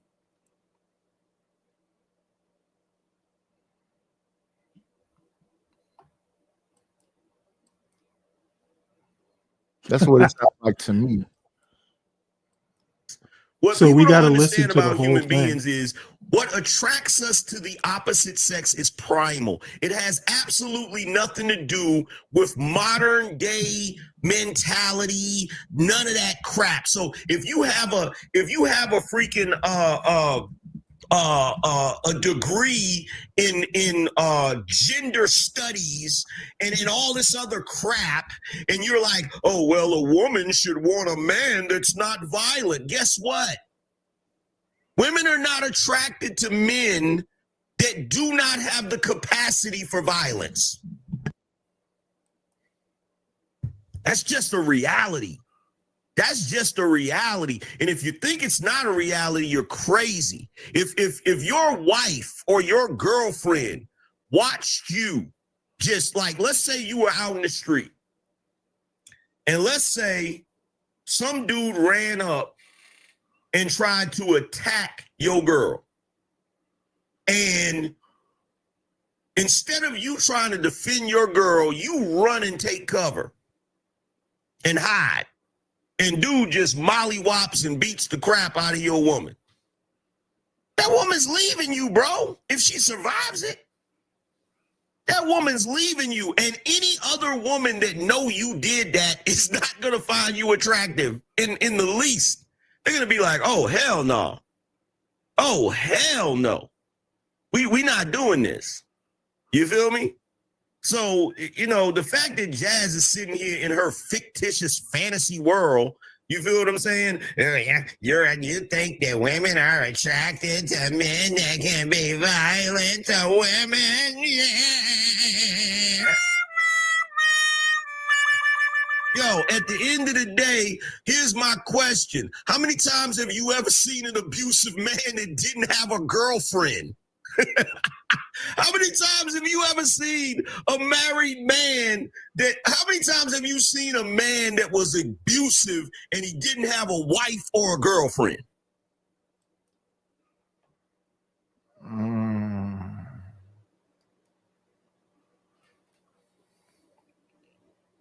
What's going on?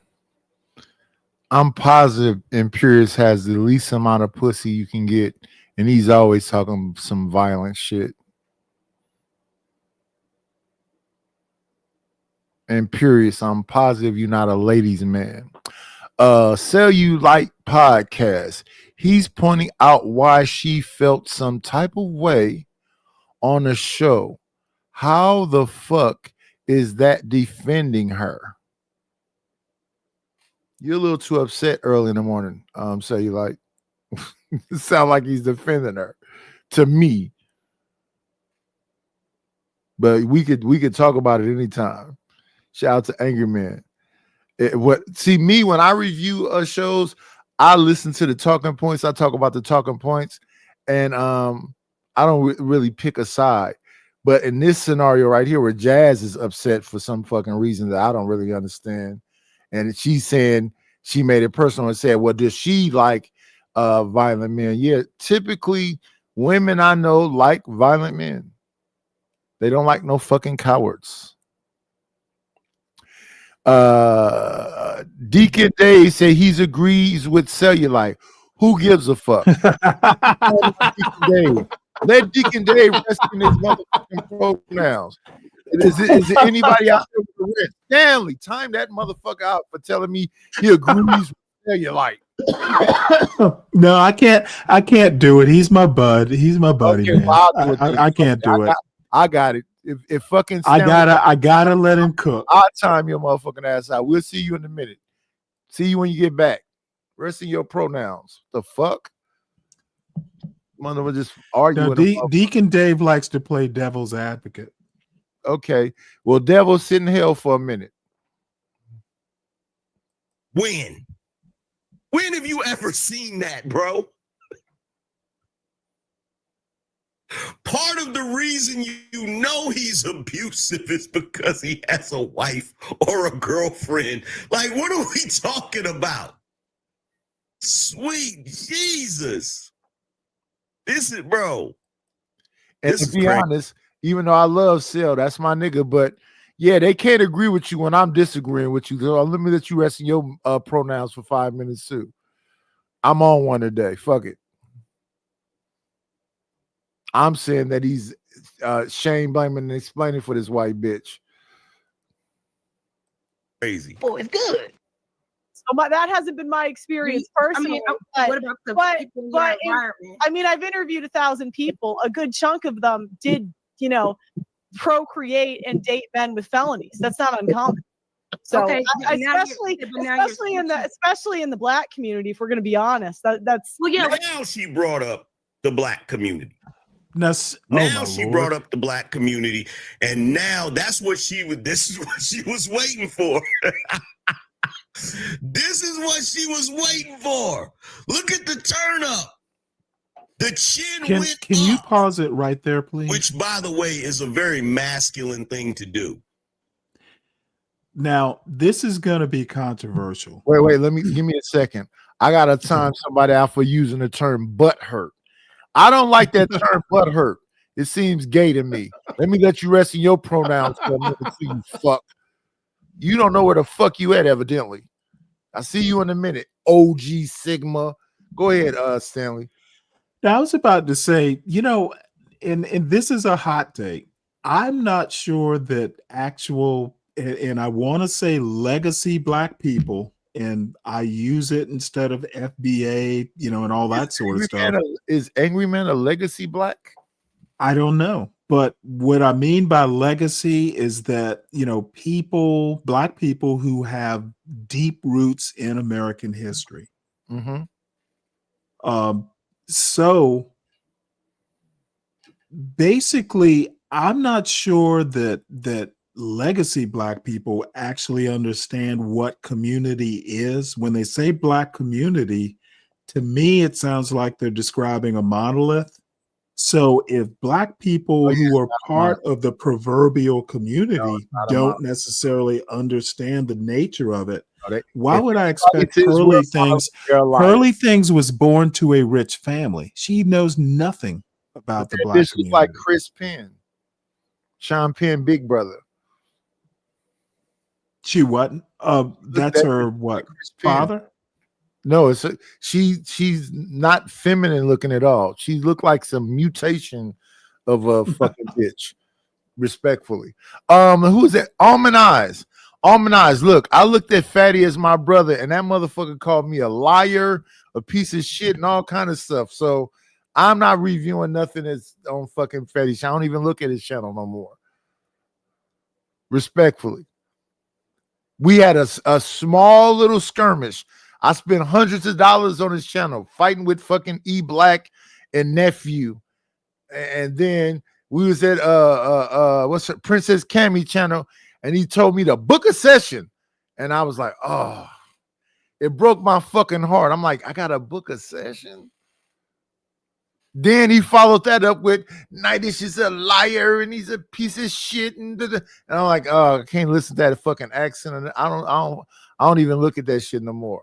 But I do see that this is a Fatty panel because I see him in the bottom half of this fucking show, and Jazz do be over there on his channel. But no, I'm not going to go to the original content to see whatever the fuck was going on with Fatty and Tyranny and CJ. And I see that's them though. But yeah, I'm just going to look at Angry Man review Fatty. And I'm going to wonder why he give a fuck about whatever the fuck they said about this white woman. Shout out to fucking Pearly Things. I'm surprised the bitch still around. Mr. Center of the World. Nightish, I use that term for that very reason. I don't know what that means.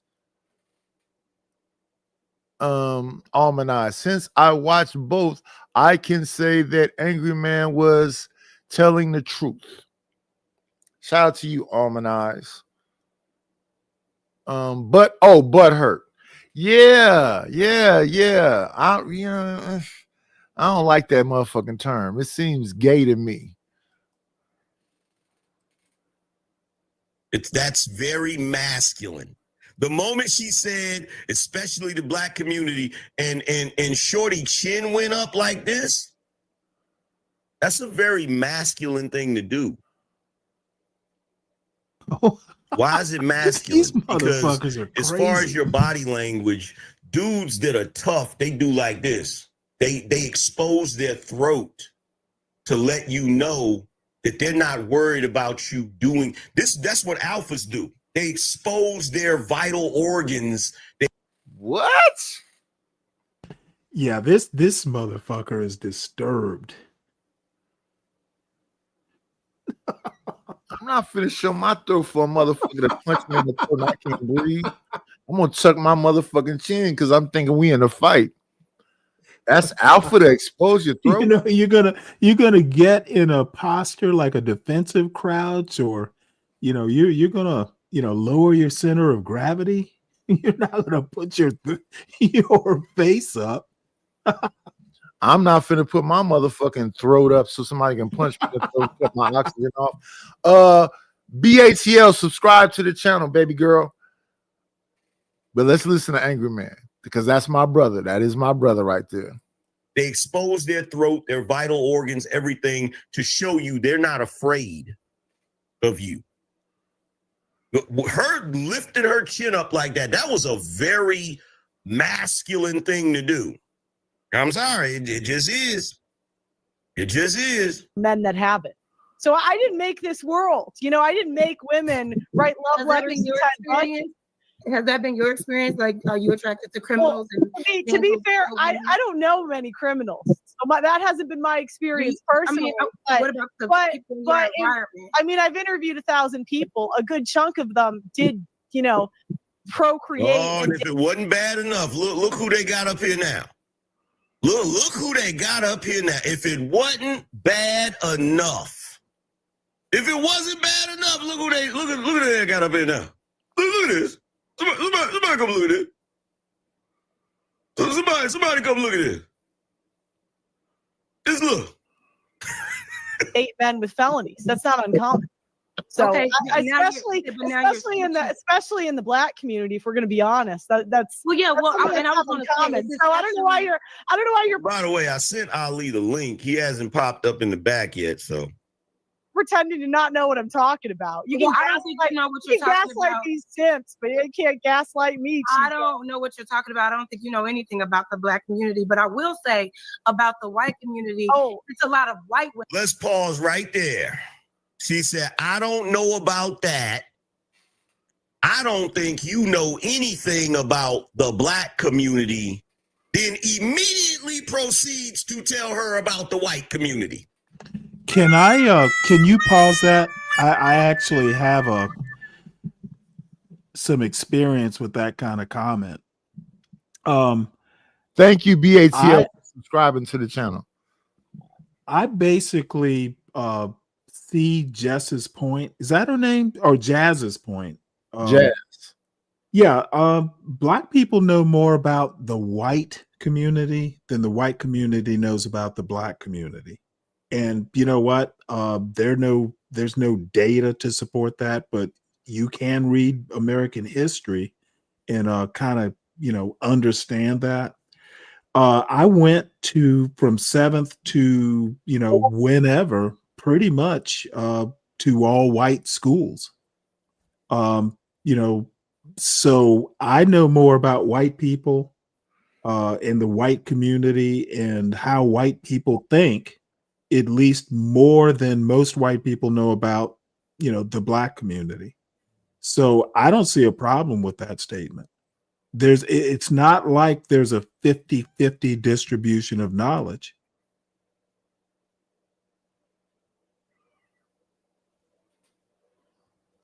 Was that it?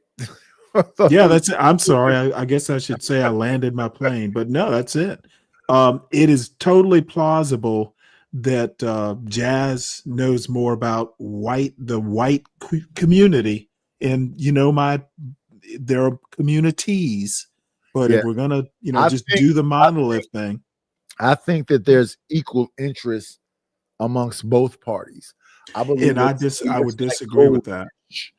They really want to know about what the fuck Black people are doing, and Black people really want to know what the fuck they doing. And I don't think it's 50. I was on a panel with a guy who's a Sikh, and he flashed out on me. He's like, yeah, you motherfuckers want to kick us all out of here because you just wanted to be about white people and Black people. I'm like, where the fuck did you get? He wanted to be in the mix. Yeah, and, I would think that's if you're going to be in America, choose a side. Yeah, so I would think that's more of a white people's perspective. So white people are, they can't. Where they gonna send us to when they brought us here this way? You can't kick us up out of here. So I think it's more of that than we're saying, oh, the only two people that can be in America is white people and Black people. I don't think Black people are saying that. No, not actually. Now this is just my experience, and I have a specific person in mind who happens to be white on YouTube, but Black people will be here.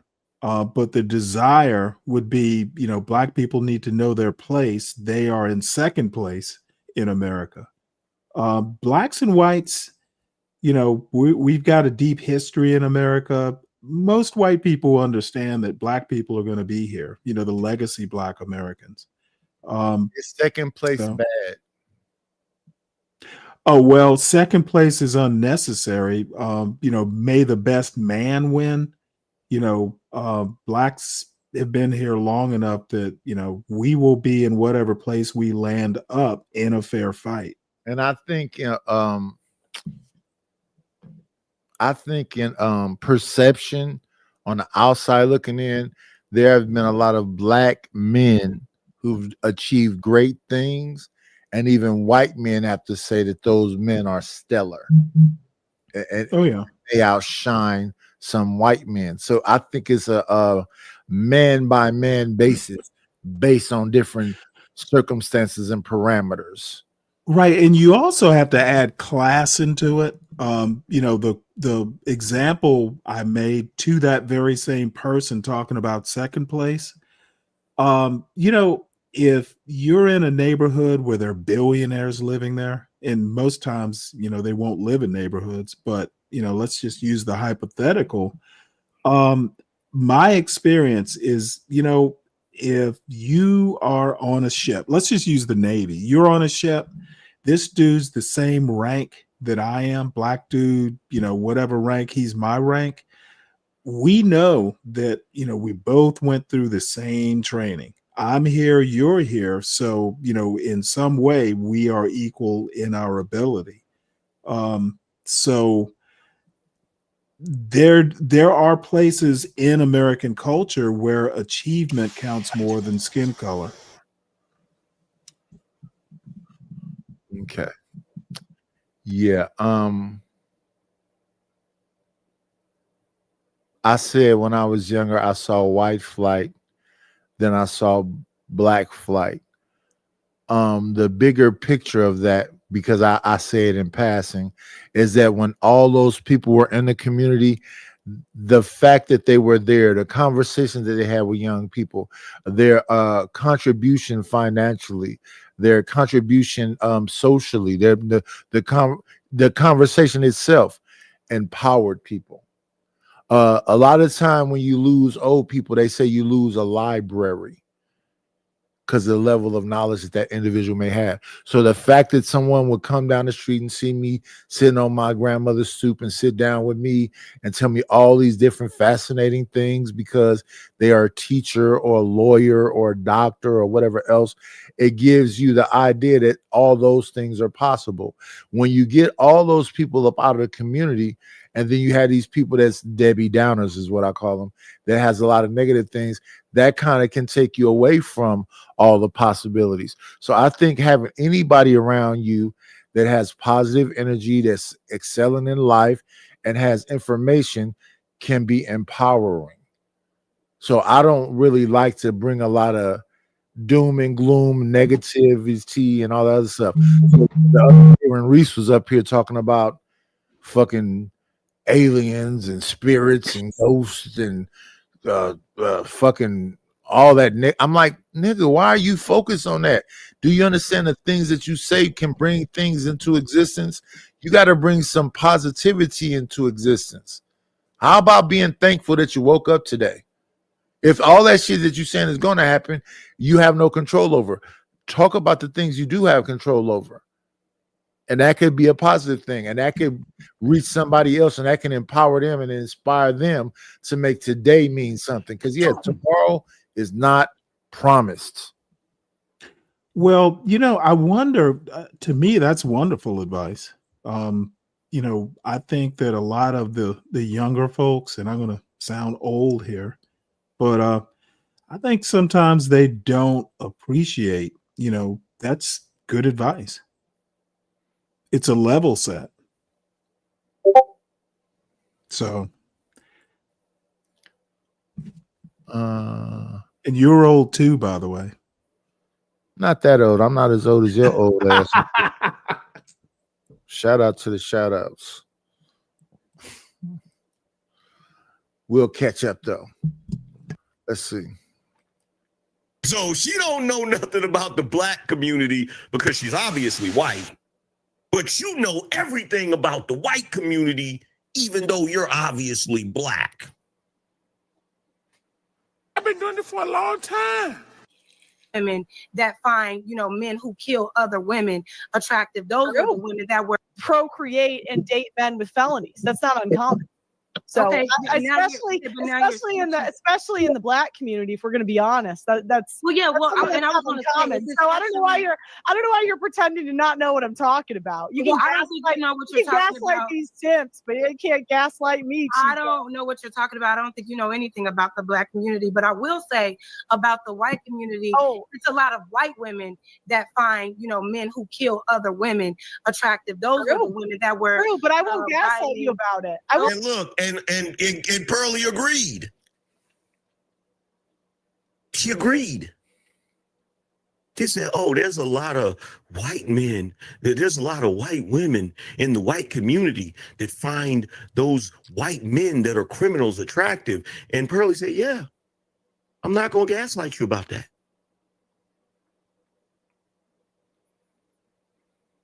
See, I'm going to tell y'all something for real. For real. I'm going to tell you. Let me see. Let me respond to this thing in the chat. Mr. Center of the World. Mr. Center of the World said, y'all refuse to speak positively about the pro-black community. I don't know who y'all are.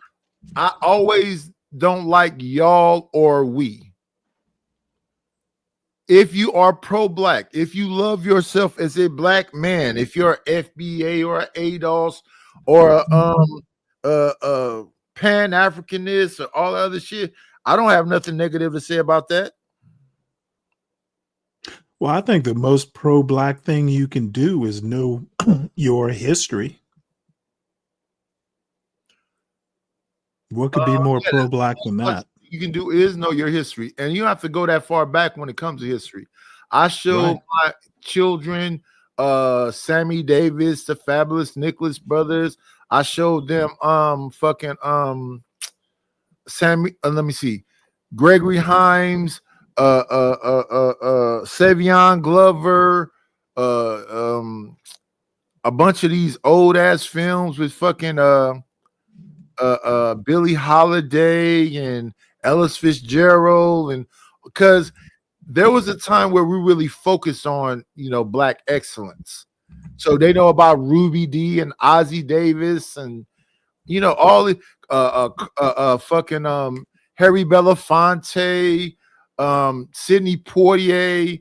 I showed them all these people, showed them, them having conversations, them talking about black excellence.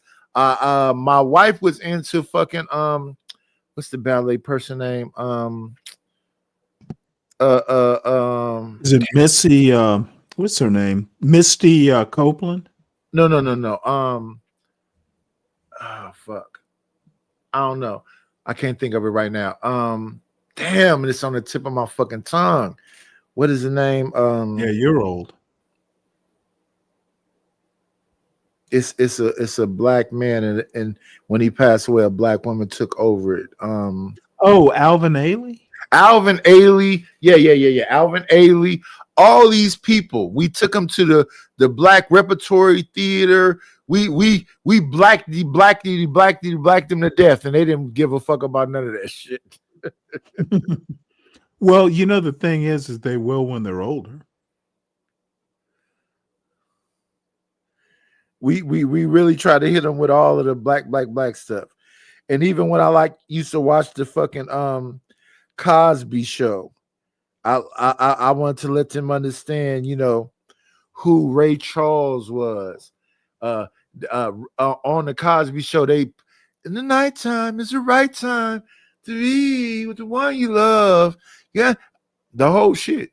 So my sons know Sam Cooke and Bobby Blue Bland and all of the shit, right? But they really don't care about it. But every now and then I will walk past my kids' room and listen to them playing fucking, the Temptations or the OJs or Dennis Edwards or, you know what I'm saying? So they still like mess with it, but a lot of emotion got involved in the house because, they love their mama and their mom had a perspective. My thing with any people, you men out here that's in relationships and have children and whatever else, leave an imprint, because we all got to go at some point.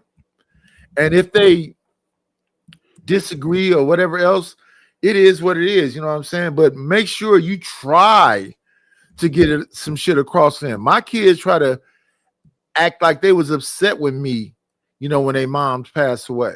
And I found that shit offensive, but I let them own their own, perspective of whatever the fuck it is they felt. Because, it's all emotional at the end of the day. But let's see. My thing is just stick to what it is that you're saying. Stand on that shit. Don't be wishy-washy, sometimey, fake. Can I say one quick thing? Someone said say something positive about blacks. Sometimes not saying anything negative is positive. So I'll say this about black people. They still around. yes. That's about the most positive thing you can say. We have survived some shit. And when I think when I said black people know white people better sometimes than they know themselves, that's definitely a compliment. We know how to survive because we understand. Absorb that though. Think about that. Through all this, the hangings, all this, we still around. There go my oldest son and my youngest son in January.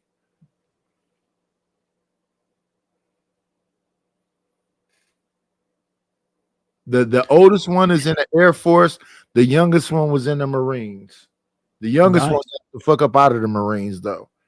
He said, "I'm cool." Yeah, hey, I was in the Navy 5 years, five and a half years. I think he was in there 4 years. Hey, if you got that DD-214, you're golden. My oldest one is still in the Air Force. I have my father's brother. My father was in the Air Force. His brother, I think he did 30 years. So it's a good place to be. Yeah, so I think this is like year 6 for him. Well, 6 years, he'll be a lifer.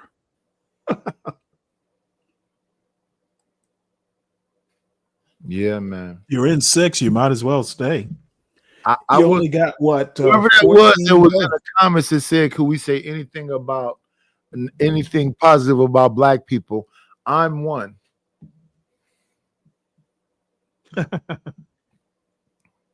Let that marinate for a minute. And when it comes to my children, I'm gonna love them till my heart stop beating. I'm a supporter of them, even though I ain't heard from them since January. Something. I'm gonna keep it all the way funky. Most of y'all black folk on YouTube, you are ill-equipped to go back and forth with somebody like a Jess Pearl. And there's only one reason why you have so much difficulty going back and forth with her, because facts don't care about your feelings.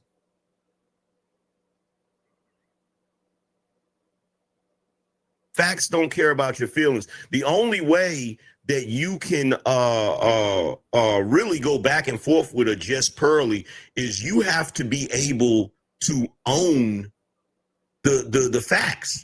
So if she hits you with the, X amount of percentage of black people do X, Y, Z, you're like, okay, well, let's go look that up. Let's go verify that real quick. And if we find that that's true, Yeah, okay. Yeah, you got that one. We need to fix that. Then what you do is you ask her a very simple question. Do you think there's anything that the white community has done historically that has actually caused that? You throw the ball right back in her court and see what she says then. You know? Shout out to Andre. Andre said was a setup. Ali tried to get Danica Saturday to be on. Shout out to Kendra, said paying tuition. Andre said they never invited Pearl out of good faith, shaking my effing head. And shout out to Found Link, said peace to you, AM. Shout out to Quentin. He said thanks for the stream, AM. Shout out to Dark Power and shout out to DBS. Appreciate you, man. Y'all make sure y'all hitting the Cash App, supporting the show.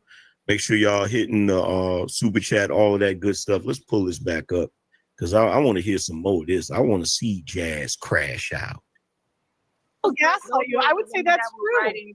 That's true. There are white women that do that. I can't hear you. Yeah. Hold on, real quick. Hey, hold on. I'm gonna say it again. Hold on, real quick, Pearl. I can't hear you while I'm talking. I don't even know why she even brought up the black community. You can't say that until she lands. Like I want you to right now. We got strong personalities on the panel. And let me say this: I love Dorothy Dandridge. I always ask women who have pictures of Marilyn Monroe in their house, black women that have pictures of Marilyn Monroe in their house, and try to emulate Marilyn Monroe. Why don't they have pictures of Dorothy Dandridge and emulate Dorothy Dandridge?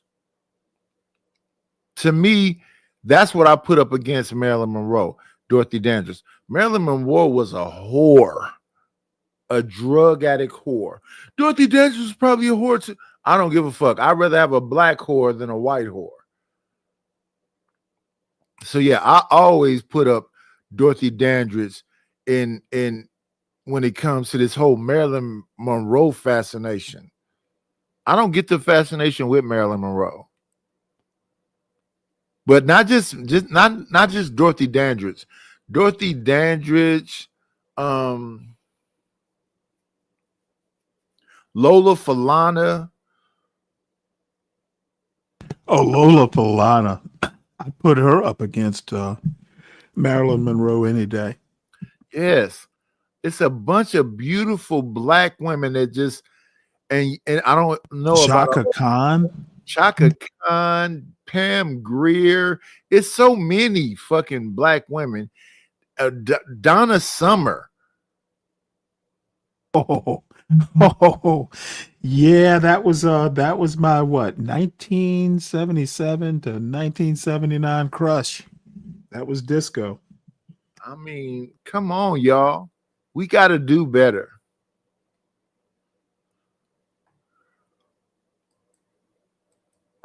Please let the person finish and then respond. You can't say the person interrupted you and while you talking over me while I'm talking, if you already interrupted the person. Let her finish. You the first person that can respond to her, Jazz. You the very first person. Just let her land.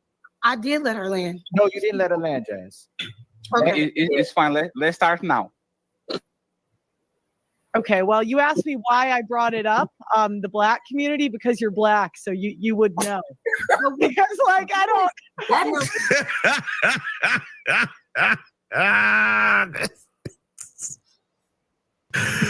Oh my God. And see, instead of getting offended in that moment, that's the moment where you're supposed to be like, well, damn, you got a point there. You got a point there. Like, you can't get mad in moments like that. Because she's obviously trying to trigger y'all. Like, look at the look on her face, bro. She's obviously trying to trigger y'all. And look at her. She's walking right into it. Look at her. I swear Uncle Tom had that same laugh. The same trick y'all made the King of the Manosphere. Remember that, Angry Man? Yeah. Absolutely, I remember that. That's the reason why that's the reason why it's so funny to me. It's like, oh, now y'all don't like her? What happened? The same reason you brought up the white community, because I'm white. I have eyes, you know. If you're done, first of all, that's very disrespectful. It's very disrespectful. This No, was it's a not. conversation about Okay, first of all, these two, I'm gonna tell you something about black women like this. And it pisses me off. They don't even understand the concept of what disrespectful means. And they're disrespectful all the time. Exactly. Truth is disrespectful. Tyranny and Jazz, if you're watching this from the clouds, let's be crystal clear about something, okay? Disrespect doesn't mean someone said something you don't agree with. That's not what disrespect is. Someone saying that because this is the thing that I noticed, the things that black women think are disrespectful when it's said to them, they don't think it's disrespectful when they say it to other people. That's the crazy thing about it. Oh, that's very disrespectful. Then click off of the damn StreamYard and go cook some noodles or something. Go watch freaking TV. Yeah, noodles are fire. I like ramen noodles, even though they say the shit is plastic. Let's see. Somebody has written another paragraph. Let's look at the paragraph. Well, let's look at BATL first because I like BATL. She come in with all the bullshit always. Black women, we got to stop getting on these panels. They try to make a mockery of, I'm sure she's gonna say us. BATL, I ain't seen you in a minute. Get your ass up here so I can make a mockery of you, so I can make sure what you're saying is the fucking truth. We got Mr. Censor of the World, Deacon Dave.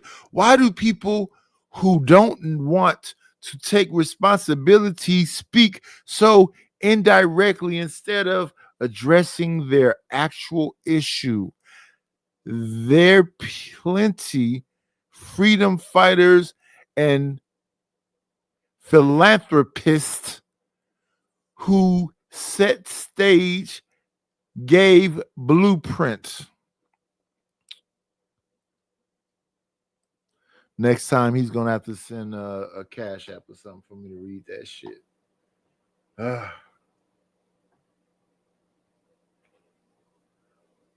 And BATL hates men, black men specifically. I'm sure she would be what they call a divester. If you that offended, like for real. No, Hey, friends, we don't need ad libs. Jess can handle it. Let her handle it. Go ahead. So like I said, we were offended next. Go ahead, Jess. Let Jess finish, please. Let's go ahead, Jess. I will. Yeah, so like I said, we were speaking about relationships in general. Nobody said anything about black or white until you brought it up, and for what reason I don't know. It didn't add anything to the conversation. First of all, you're speaking on the nature of women and how we are all naturally attracted to men who are criminals, and then you made a point to say, in particular, yeah. Excuse me, no, that is not the case at all for black women. Now, if you're talking about people. I beg to differ. I beg to differ. And see, here's the crazy thing. The crazy thing is they don't want to acknowledge this because Pearlie's bringing it up. But every guy on this panel at some point has talked about how black women love Pookie. Yep. This is a regular talking point in the space. Why is it all of a sudden now it's offensive? All of a sudden now we want to look at it like, oh, that ain't what happened. Like, come on, man. And this is the reason why this is the reason why y'all these white folk be coming into your spaces and coming into your panels and they be owning you because you're doing things that make you look like a hypocrite. Now, if you really want to defeat their argument and point out that they're doing something that is either prejudice or racist, you can't do it from a disingenuous position. The argument that Jessica make as well, that seemed to be something going on within their community too. There are a lot of white women that fall in love with white bad boys or the country redneck bad boy, if you want to She call them did that. do that, and Pearlie Yeah, she conceded. Hey, Nightish, Yeah, can she you did- pause it she for did just a that, second? And but see, the thing about it is, Pearlie's not going to disagree with that because Yep. Okay, it's funny that that's the only reason you might, you know, combat or confront a white person on a panel. What if they're just fucking wrong? Okay, it doesn't have to be racial. What if they are just wrong on the merits of their argument, or you have a problem? He wants to make it all racial. White people can be wrong on the merits of an argument. It doesn't have to be about race. So I believe this conversation right here should have been with just Jazz and Pearlie and Yep. let it just rock on. I don't think you need to defend Pearlie or Jazz. Just let Pearlie say whatever she's saying, let Jazz say whatever she's saying. When they because need both of them are kind of need- they're both content creators. yeah, I don't know if Jazz has a channel or I whatever. think she's on another show. I just learned who Jazz Jazz is. is on she's on Lapeef, she's on Fatty channel, she's been on what's her name, Lucky Marie channel. So she's moving around through the space, but I don't know that she Right. has a channel of her own. But my thing is like, why couldn't it just be that Pearlie said what she said, Jazz said what she said, and we can sit back and laugh at it? Because I don't really think nothing big happened right there between that conversation. No, it you know what? You're right about that. It's much ado about nothing.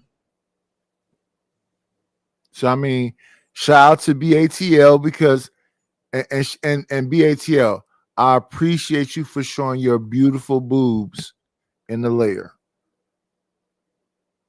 And your argument with Angry Black Woman Podcast. I think that was the name of her show. Thank you, BATL. We enjoyed that for a day or two. Yeah, I don't think none of this shit is all as big a deal as they try to make it seem like. This shit is just fucking, YouTube bullshit. Don't nobody know who the fuck Jazz is. Don't nobody know who the fuck I am. But in the YouTube street, Night is just somebody. No, I'm not. Respectfully. Yes. Well, see, that's the other thing. Deacon Dave thinks you're somebody. Hey, BATL, those fucking boobs are amazing. They're I don't know why, but shout out to BATL. Yeah, shout out to that insane black woman Jazz and all the bullshit. She been in so many beefs recently, but shout out to Jazz. She making herself be known. She's on a tour. fact. Okay. Because Pearlie doesn't want to get owned in on the internet. She doesn't want to get owned publicly that she wouldn't acknowledge in the fact. Because when they are debating and stuff, that kind of stuff matters. Like they don't want to, because they'll get clowned forever for pretending like they didn't know something was a fact, right? So she's not gonna deny that. The thing is, instead of Jazz being triggered and being in her emotions, she could have simply said, okay, well, you're right. That does happen. Could you please explain to me what's the reason there are so many criminals in the black community? Since you want to bring that up, what could have possibly caused that? That's true. You could have wanted to. You could have wanted to that art. Now you can go down this. Now you can go down this avenue and have this discussion and see what she's going to say about that, right? But you can't do that if you in your damn feelings and you in your emotion. That are in poverty, people that live in certain situations, and 60% of black men have been arrested by the. Can you stop cutting her off? Hey, one second. Hey, friend, one second. I got you. She's cutting me off, Ali. I got you, Jazz. You don't have to ask. I got you. Sorry. You all right? And that right there is where the issue came in right there. Why not just let them have the back and forth? She's over here begging to be rescued. begging to, you got tyranny down here that stop cutting her off. She's cutting her off. And she's got up here, Ali, can I? She immediately goes to Ali. It's like, bro. Pearl got it there though. A lot of black men do be getting arrested by black women, so by the police that y'all call. Yeah. Hold on a second. What's going on, Raw G? Hey, I just came up here to apologize. See, so I've been chilling in my own lane. I don't got time for people like that. And I haven't been really giving nobody. That's my sister, Raw G, a part of a beautiful power couple, Raw G and Say Your Light podcast. Say Your Light went into This Might Be Risky boxing match and lost against Mr. Fantastic. And he thinks that everybody's against him. But listen, the fact that you went there, Say Your Light, I'm going to give you credit for even getting in the ring. You didn't win the fight, but you did. You have a moral victory.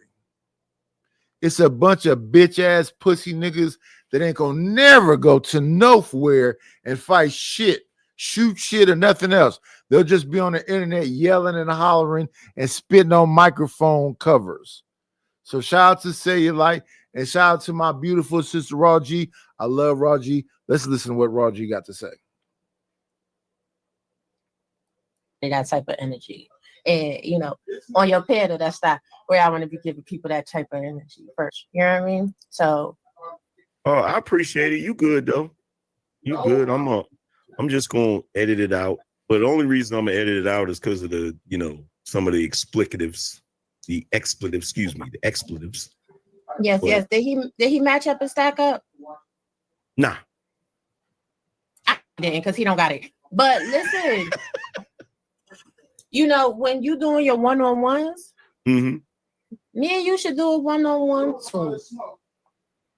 Okay. No doubt. I'm definitely gonna do I'm gonna line it up, but I'm definitely gonna do one with Will and you know, talk about his channel growth and all of that. You know what I'm saying? So yeah, I think I'm gonna start doing those on Sundays. Okay. You feel me? Doing the one-on-ones on Sunday so I can, you know, so I can spread the love. You feel what I'm saying? Absolutely.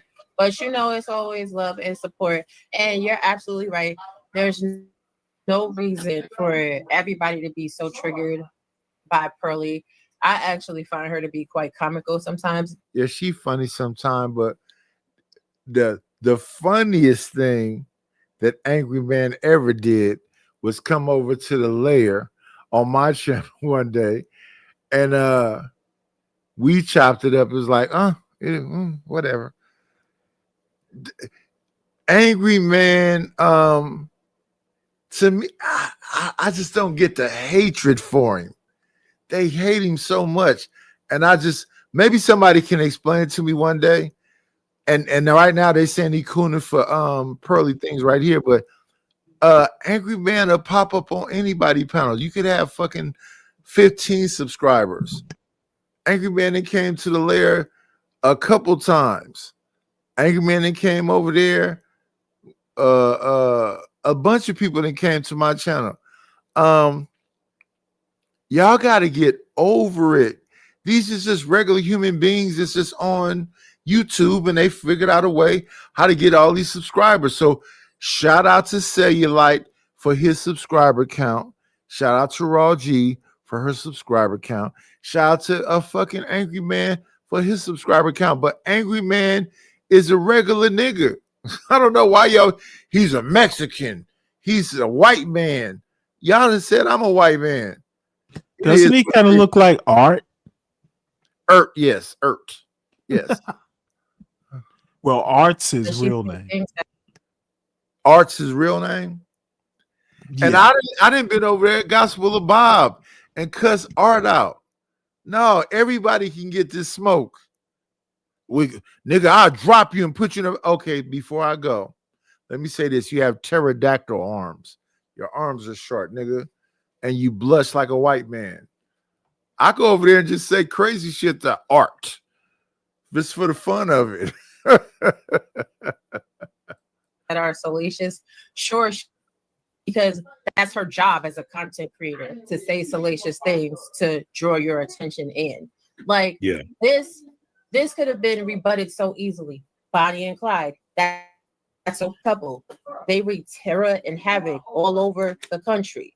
Luke and Laura actually shaped the mindset for Black women. Not General Hospital. I mean, hell, look at movies like Low Down, Dirty Shame. What did Jada? Yeah, Luke and Laura, but I would have said I'm impressed. I would have said because I was always in love with fucking Debbie Morgan. So that was Jesse. Oh my God, dude, you are old. Jesse. That is awesome. I'm with my peoples. Yeah, Angie and Jesse.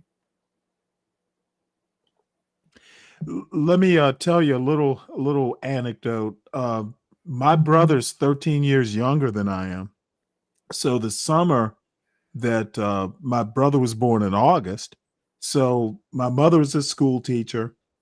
So, you know, my sister and I spent the whole summer. It was the summer that Luke and Laura got famous and they were on the run and all this stuff. So we sat right on a couch, you know, watching General Hospital all damn summer long. And, you know, all of us were kind of into it. So it brings back some good memories, the Luke and Laura thing. Yeah, that's the 80s. 70s. My brother was born in 79. Mm. Yeah, what I remember about Luke and Laura, Luke had that curly blonde, whatever kind of ragdoll ass hair he had. I remember all that shit. My mother was into them. It was a Jerry curl. It was some sort of perm. Yeah. ABC soap operas, ABC, CBS, and NBC soap operas. But yeah, General Hospital and fucking All My Children was either before. Yeah, it was before. All My Children was before General Hospital. Yes, all of that shit. I remember that. Smith saying that. Oh, you think we gonna be Luke and Laura? So, and who was that? That was also another white couple. Like, these conversations don't need to always go this way. People been having the same relationship conversations for 10 years. You haven't gotten to a point that you understand how to successfully walk into a relationship yet. Y'all still seeking for other people to save you, to explain to you what you need to do. It's very much childish. Yeah, that's crazy. The fact that that's crazy. Like I ain't gonna front. I'm kind of tired of the relationship conversations. Like at least from that aspect, because we never get to. We always are in the space of the relationship conversation as far as people not being able to find the right person. We're never having the conversation of how people get along once they're in the damn relationship. Well, look at that. that. That's the thing. But Raw B, know I love her. That's my sister right there. Let's jump forward in this shit right here. Who is that right there? Oh, I thought that was fucking I thought that nigga right there was fucking Mr. Logic. That ain't Mr. Logic though.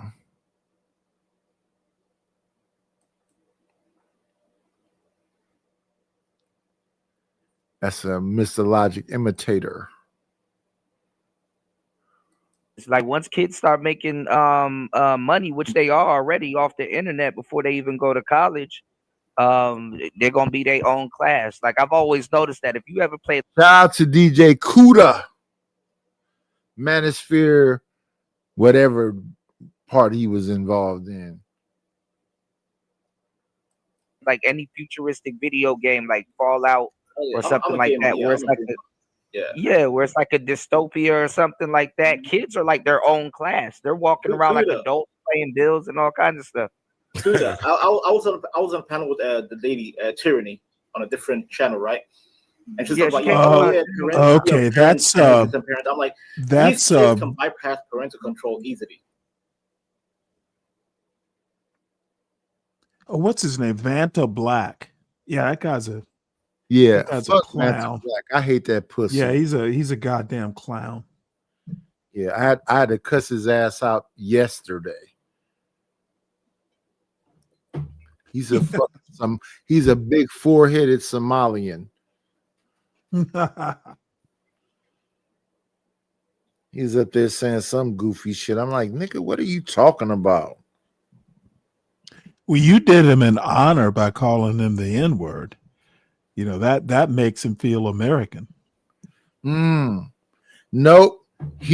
I'm the captain now. You ought to call him a limey. Dude lives in Yeah, we London. were doing. I shout out to Sister George. I was telling her that a long time ago. I said once you put any type of device in your child's hand with the internet on it, that child is an adult.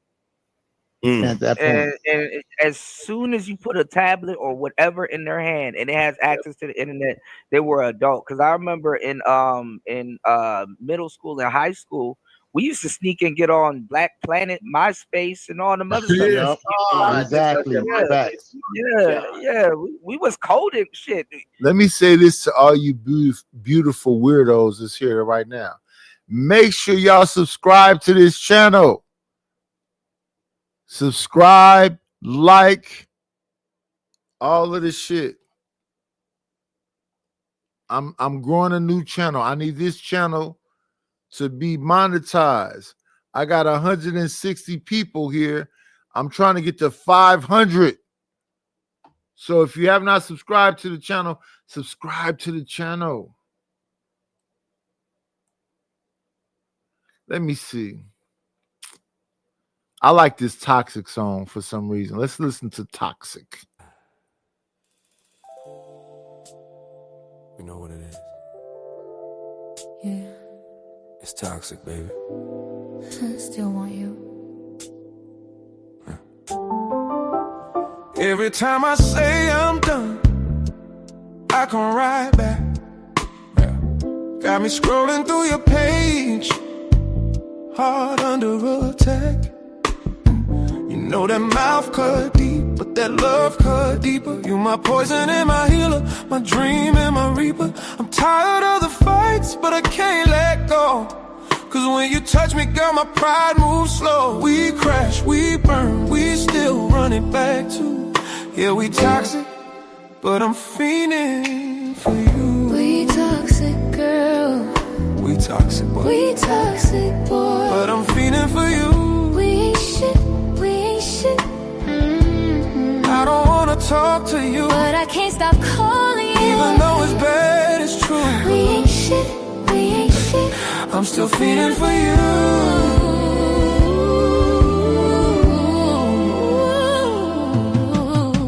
You call me crazy, but you love that too. You got a hold on me, I can't undo. You leave, I block, then you spin that line. Next thing you know, I'm back reclined. We lie, we love, then we start to blame. It's smoke and mirrors, but it feels the same. I hate your peace, you hate my truth. But boy, I'm still feeling. Man, we ain't good for each other, but I can't quit. You say you're done, but I know you don't mean it. We toxic, we sick, but we lit.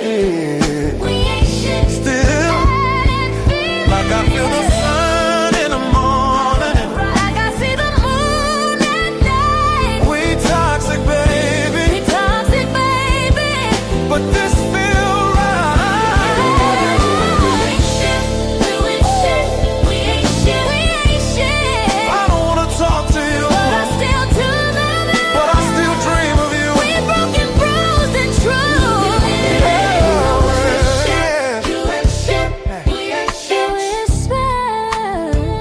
I don't wanna talk to you, but you already in my veins.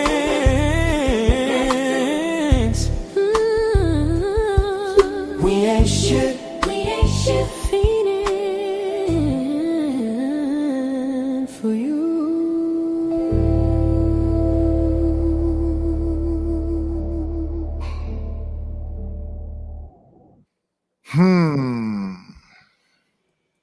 That's That's equal with John Galt. You got 2 hits there.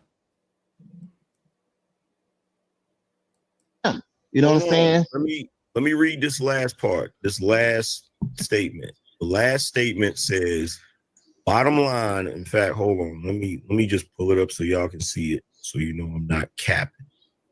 Right?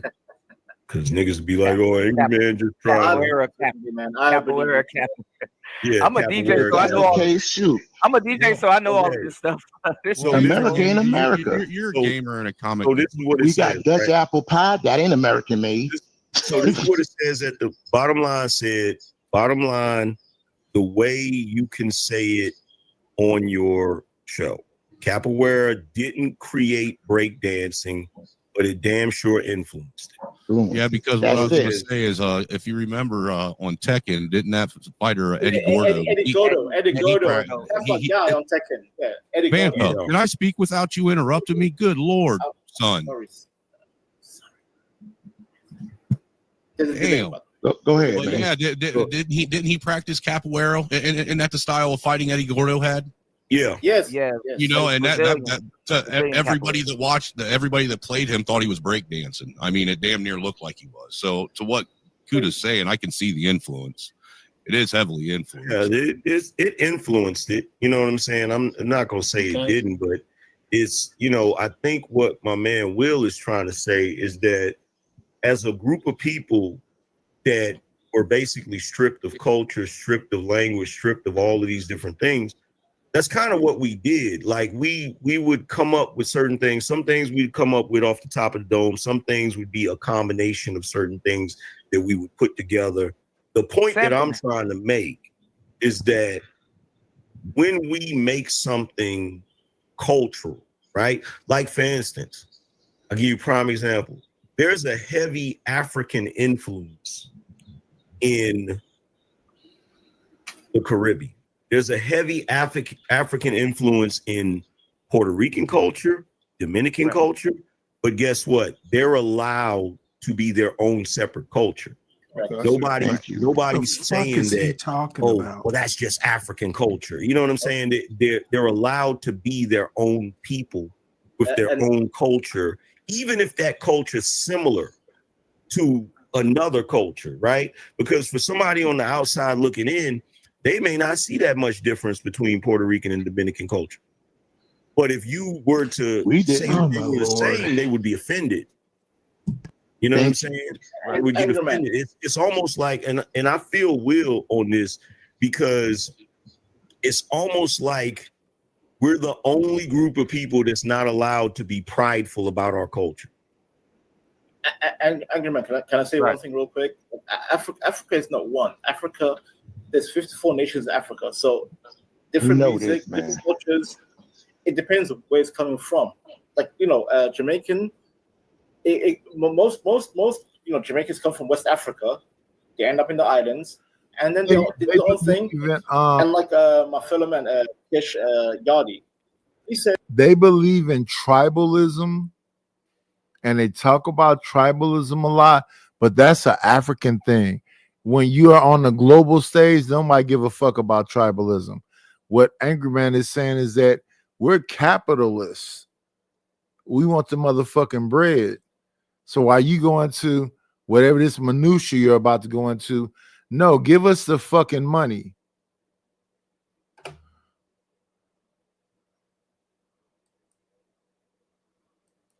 you have ska, different rhythm, you know, R&B, rhythm and bass, R&B. And I understand the oxtails is horse ass, but it's delicious if you know how to prepare it properly.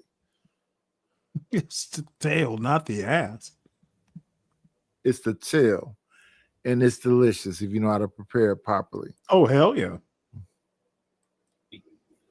They did the rhythm and blues. Rhythm and blues. In the UK, a lot of the music in the UK has been heavily influenced by the Jamaicans. Rhythm and blues. I get that, but you're proving my point. So Nigeria is Nigeria, right? In Africa, right? Sudan is Sudan, different continents, right? So they all separate, right? But they might be influenced by one another, but they all got their own identity of who they are. People that's in Nigeria versus Ghana do two different things. They cook different ways. They do No, different he's things different ways. absolutely. Can That's you the point I'm pause this getting at. right quick? We're not y'all, y'all not us. And we are not. Okay, you need to know your history, son. Okay, the way they partitioned Africa, tribes cross national lines. Okay, Nigeria is literally different tribes, and some of those tribes bleed over into Sierra Leone. The way they drew the countries in Africa, the way they set the borders, totally arbitrary. It was more territorial. They didn't consider the culture. So one country in Africa is not necessarily distinct. Nationality is different than ethnicity. I guess that's my point. He doesn't understand his own argument. Because if he did, he wouldn't make it. He's just way off base here. Let's listen.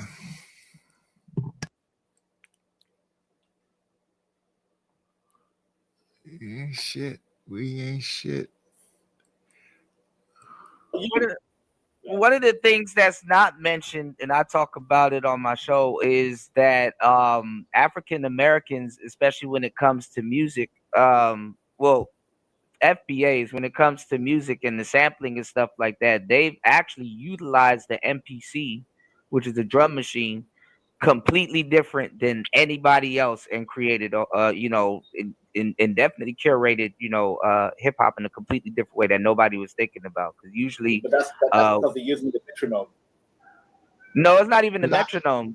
The MPC was really supposed to be a backup for a drummer, for like rock bands and stuff like that. It was just basically programming is supposed to be backup for a drummer.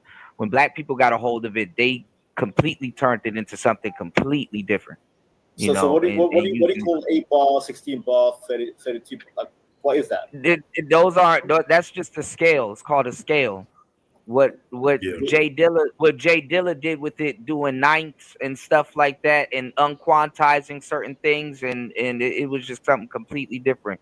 You know what I'm saying? And we also got another beat maker. I be producing beats. We got another beat maker on the panel. She'll tell you. Fucking Christ. Listen, I'm just referring to the part where educate me. I welcome it. Yeah. Jay Dilla, it was unquantized. Look up Jay Dilla. Go look up, Mad Lib. I just found out some heartbreaking shit about Mad Lib. You gotta take it back. You gotta take it back even further than that. Because one dude that doesn't really get credit for the way he was pulling the drums off of certain tracks. No, people don't give Marley Marl credit. They don't give him the credit he deserves. Like the way he was sampling the drums and all, crazy.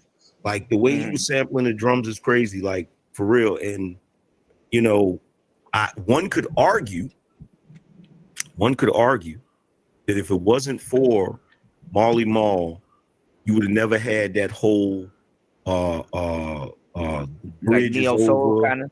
Okay. The bridge is over. The bridge is South over. Bronx. South Bronx. South Bronx. KRS-One. You never had that because the beat. The crazy thing about it is, BDP was in the studio, and Marley Marl wasn't like he didn't put him on the radio or something. I forgot what it was. He dissed them. He basically didn't put him on the radio and see y'all trash. And they stole the freaking beat and did the bridge is over the beat. That's crazy. You know what I'm saying? And put it out, right?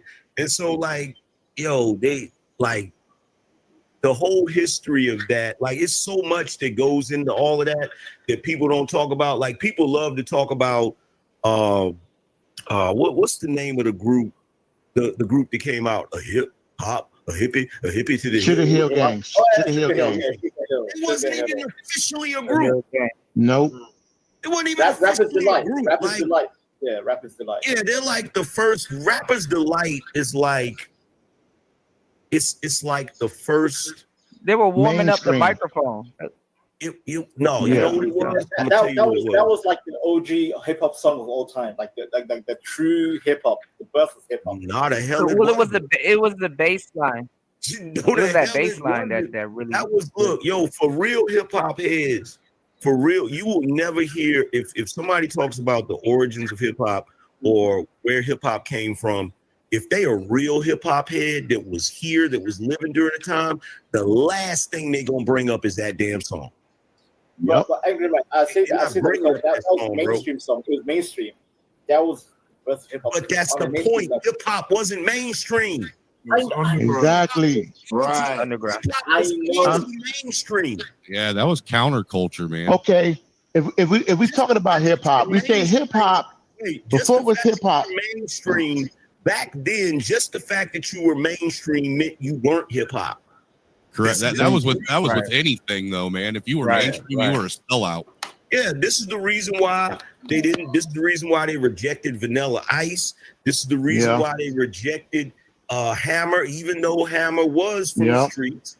You feel me? If you did anything that was even considered mainstream, it's like, nah, we not rocking with that. You know what I'm saying? Because hip hop.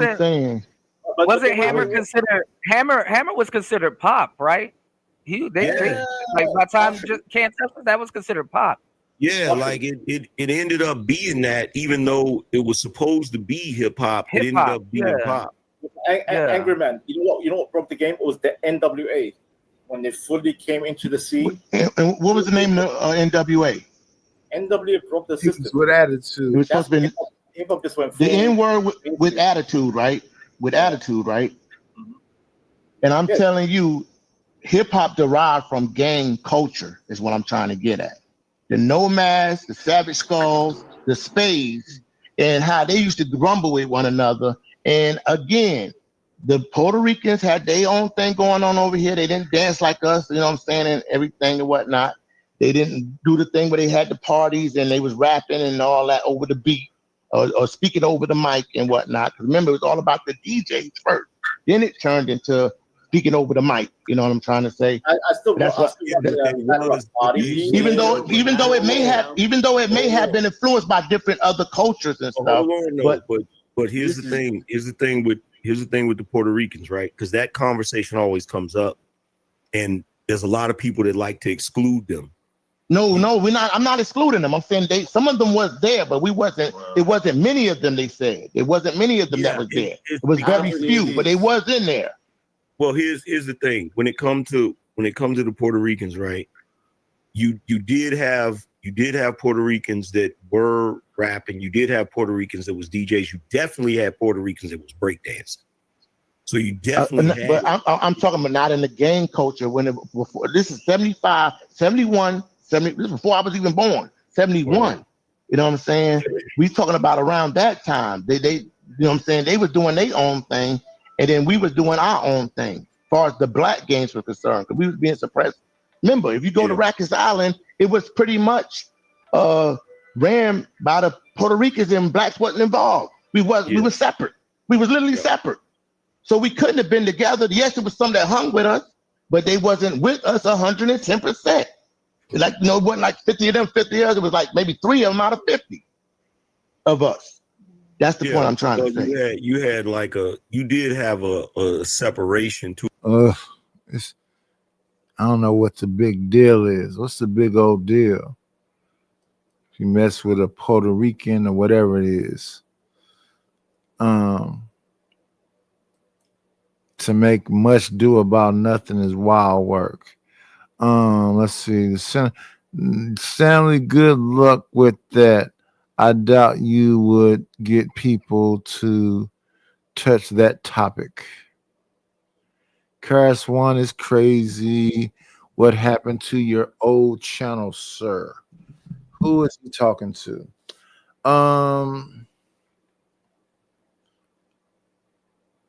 We got 22 people here. If you have not subscribed to the channel, subscribe to the channel. Like, comment, and subscribe always. We like to have a conversation with you. We want your interaction. And you can support the channel by Cash App, PayPal, Venmo, or Zelle. I'm going to jump forward a whole lot of bit because I thought it was more to it than this.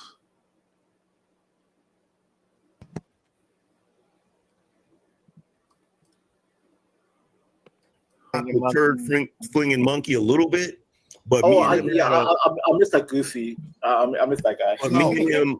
But me and him had like a back and forth on one of Obsidian's blog talk radio shows. So I didn't really rock with him after that. But there was a lot of guys I rock with. I even wrote for A Voice for Men at one point. But they were over on Stormfront talking shit about us though, and using their same screen names on Stormfront. Let's be real though, man. The same thing applies over here in the black manosphere when someone like me comes around. Well, hold on. But here's the thing, though. Here's the thing, right? And keep in mind, Angry Snowman, I try to be mindful of that because the one thing that annoyed me is that when I used to go on to, because they used to have this show on Blog Talk Radio, it was called Honey Badger Radio, right? Oh yes, I don't know if you remember that, right? Yeah. Oh, I remember that. I used to join it. You know what I'm saying? And whenever I brought up things that were specific to what black men were going through, it's kind of like it's not like they just said we don't want to talk about that, but it was a vibe like, we don't really want to get into that. You know what I'm saying? And who knows? Like Maybe they just didn't want to get into no race conversation or whatever, right? For whatever reason, right? So one of the things I try to do is like if Angry Snowman or anybody else come over here, if you start talking about the thing that white guys are experiencing now, I try not to diminish it or pretend like that shit don't exist because I know it does. Right. You know what I'm saying? But hold on, Angry Man. They used to come to our space all the time to talk about they shit, which was the funny part. But you know what? It's funny how we're watching Pearl right now because a lot of people are like, "Yo, why is Pearl here?" Pearl has been banished to the black manosphere because a lot of y'all don't do y'all history and don't know what's going on. Hold on, listen, because Pearl is over here because she's a mud shark to them. Listen to me and listen to me clear. I already know what's going on. The last straw for that shit was another lily white girl that used to be in the space called Nola Girl. Do your history on Nola Girl. We've always had white women in black spaces. People haven't done their history. We had I wouldn't throw Jane Elliott in there, but she's in there. We had another one called Girl Writes What. Do your history on her. We had Girl Writes What. And then we had another girl named Nola Girl that was from the country, and dudes loved her, brunette and everything. Perfect girl. Till they found out she was dating a black guy. Right. Yep. I remember Nola Girl. Yeah, they never forgave this ever since. So they're not these white coming in, they not finna take them, especially if they dated a black man. That is a no-go policy. I want to say one thing, if I may, real quick, Angry Man. Like, why does it always have to be racial? Like, why can't men just be men and talk about men? Because that's what it is in America. Like this whole elephant in the room. You can't invite Pearl to a panel or Nick Fuentes or and I think that the elephant ain't. I'll tell you why. I'll tell you why, Vanta, because there's an element of difference when it comes to the cultural differences in white relationships and black relationships. Okay. Yes, we might have similarities, but there's also a lot of differences that myself, being that I predominantly dated white women and I've only been with, I think, one black woman for one night. I don't know the cultural differences as far as dating goes. So that's why there's a racial element to it for people just to understand. Really don't care. I really don't care if we have the race conversation. That to me, look, here's my either. I think the problem is when we try our best to avoid it. I think that's where the damn problems come in. Instead of just having the honest conversation about it and just fucking getting over it. Like let's have the conversation. Dude, you better watch it. You're saying getting over it, man. Those are tough. Them are strong words right there. Well, look, Angry man. it's about having the conversation. And Well, we're at the having point it- in America where we have to have this sit down with yeah, black and white we people. got to have the conversation, but we got to have it honestly from both sides. Because let's be real, when it comes to race, there's only two sides that matter. It's white and black. I disagree, Angry man. I disagree. There's a third party. There's a third party. Jesus Christ. Nah, in America, the only thing that matters is That's what I white said. and Yeah, black. see what I said? That's a separatism. Africans trying to put themselves in it. Puerto Ricans trying to put themselves in it. Mexicans trying to put themselves in it. When it comes to American culture and America itself, it's white and black, man. So hold on, respectfully, I'm gonna just keep it all the way funky with you. And this is not me I'm not trying to diminish you or anything. Bro, y'all are not part of that conversation. Thank you. Appreciate it, Angry man. Y'all ain't part of that conversation, bro.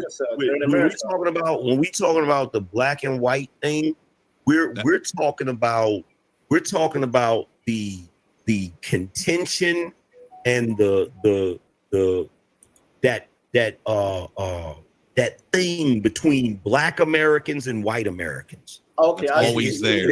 Always there. Nobody else. I understand.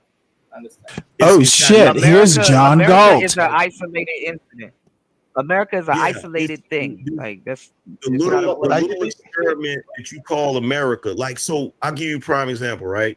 This motherfucker can't even This don't face even the include camera. He's so individuals that drunk. just got here. I don't care what color you are. If you just got here, from Europe, or you just got here from certain parts of Africa, even you're not part of that conversation. This conversation goes all the way back, and it's a sorted mess.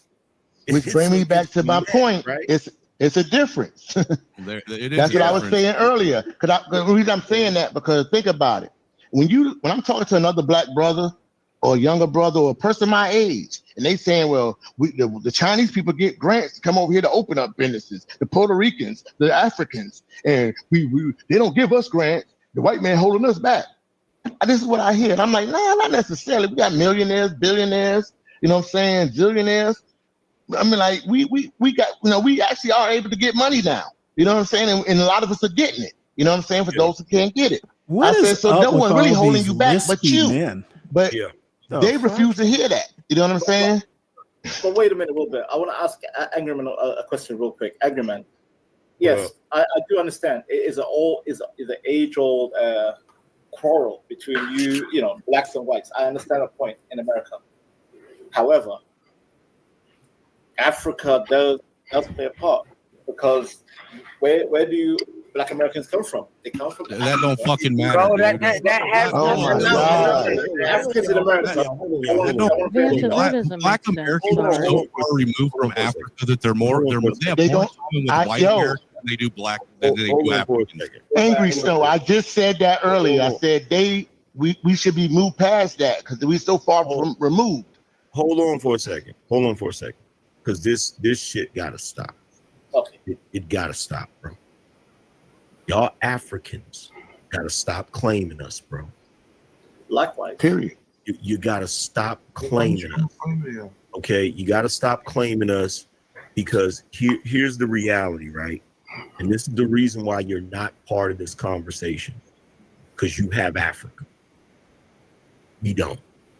This is the reason why a lot of people are not part of this conversation. Oh my because God. we're the one group of people that cannot get on a boat or a plane and go home. This is our home. Where are they going to deport you to? Nowhere, Mississippi? nowhere is else he for talking us to about? go. You feel what I'm saying? Just because this is our home. Exactly. Even Abraham Lincoln was like, Unitas, can you pause this right even quick? Lincoln was like, where we going to sell him? Where we going to sell Here's him?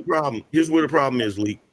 This is our home, but you have people constantly trying to convince us that it's not. Oh, I know. I know. And the ridiculous part about it, is it's like if you were living in a house that you now consider your home, regardless of who your parents are, and there's another house down the street where they keep saying, well, that you really are kids, you really came from here, well, we don't want you to come here and live.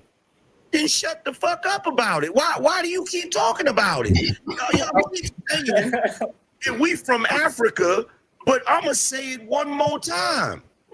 Ain't now boat ever came to this country to scoop us up and take us back to our supposed home. And I have a feeling the reason why you've never done that is because you know our asses don't come from there in the first goddamn place. Can I rebut to that angry man? Go ahead. And this is the thing too, because though I'm young, it's only been within the last maybe, I don't even know if it's been 5 years maybe, or this thing about us all being Africans and we're all the same and there's Africans looking at me like oh no, we're not this. Like someone walked up to me on some hey sister. I'm like, I'm not your sister. You're an African. Here's the other thing. Here's the other thing that we love to ignore, Lee. This is the other thing we love to ignore. If you want to try to tell me that I come from Africa, so that's really my home, based upon some shit based upon a lineage that's way back there, then guess what? You got to split me apart. I was about to say that you're going to have to pick. You're either Irish or African. You can't be both. Thank you. Some parts going to have to go to Ireland. Some parts going to have to go to Scotland. Some parts going to have to go to different parts of Europe. Like, bro. That is such to be a show. Wait. Angry Man. Can I say one thing, Angry Man, if I may, sir? As long as it ain't you saying that Africa is the third thing again. Thank you. Vance is Somalia. Yeah, okay, yes, I am Somali. But Lee, Angry Man just gave me a sense of relief because that's what I like to hear. That's what I like to hear. That's what I want. I want American people, African Americans in America to separate. It clears the air. The air I think you're confused though, Vance. We've always we've been separated. We've always been separate. I've been saying that. You have people who have. I want Americans to just be Americans. Is that okay? We've always wanted to just be Americans, but there's other people in higher places who try to get us.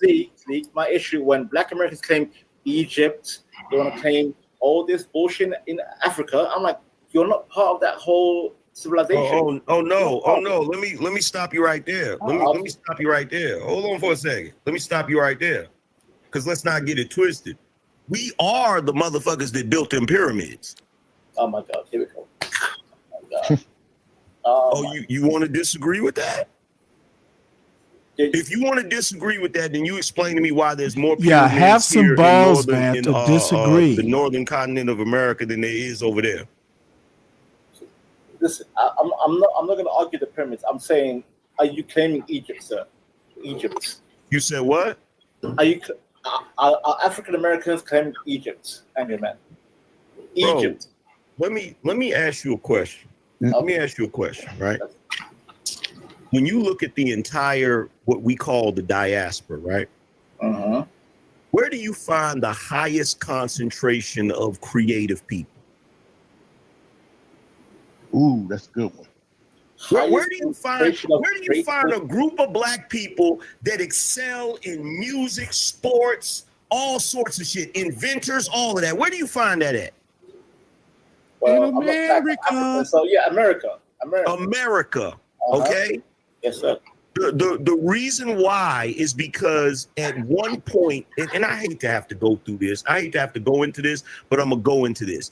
The original Moors. Here we go. The Moors that traversed the globe. That pretty much invented navigating and sailing and all of that shit. No, even though Somalis were it wasn't the Moors. Centuries before that, before the Moors. How much is Somalia built up? How beautiful is Somalia? Somalis are known for being nautical seafarers from Somalia to India. Have an advanced civilization. I've never heard. That's what I'm trying to say. It's called Ajuran. Have you heard of the Ajuran Empire, Mr. Angryman? That was not. You talking about what they got now? What they got now? I'm not talking about now. I'm saying past. No, what they got now? Regardless of now, I'll pick up the past. seafarers. No, forget the past. The Yep, past is this is past. becoming the typical Merchants trading boondoggle. spices, They did- and Typical boondoggle. incense. Somebody needs to organize Bro, this check mess. this out. Check this out. Let me ask you a question. Let me ask you a question. When it comes to your culture and pretty much African culture, I have one question for you. Did y'all have an alphabet system? Yes, Ethiopia. they did. Where do you think it came from? Ethiopia. Ethiopia had one. What was Africa is where Peace. It's called the peace. Arabs literally. Okay. Well, guess what? You can argue.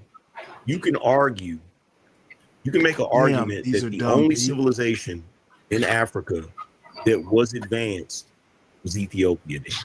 Again, No, I can only speak no. from East Africa. I'm not the whole Africa. I'm saying from East Africa. I'm from East Africa, sir. From the East. Okay, so it's extremely difficult for any culture to grow and improve without some form of alphabet system, without some form of no idea. Because you what the need fuck he's that to talking make about. communications easier. I agree. So the thing that I'm saying, look, this is what I'm saying, right? When you look at us as a group, right? There are certain things about our history that has just been completely whitewashed, completely erased.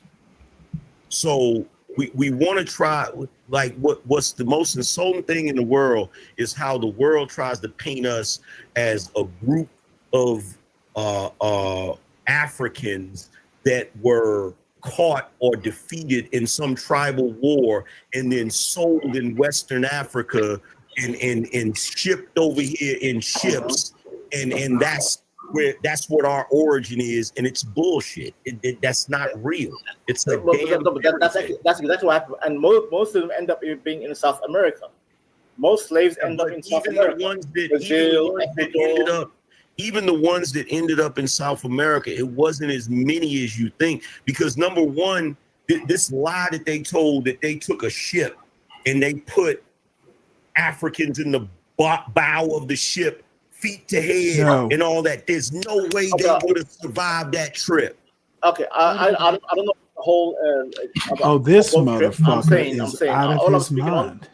is the fact that the numbers that traveled over from West Africa that have been sold, most of them end up in South America. I'm not talking about how they were treated. What number do you think? What number do you think was shipped over here? Wait, What do you mean over here? North America? Or wait, no, just exactly. the Americans in general. Motherfucker doesn't even know how to ask a What question. number do you think was shipped over here?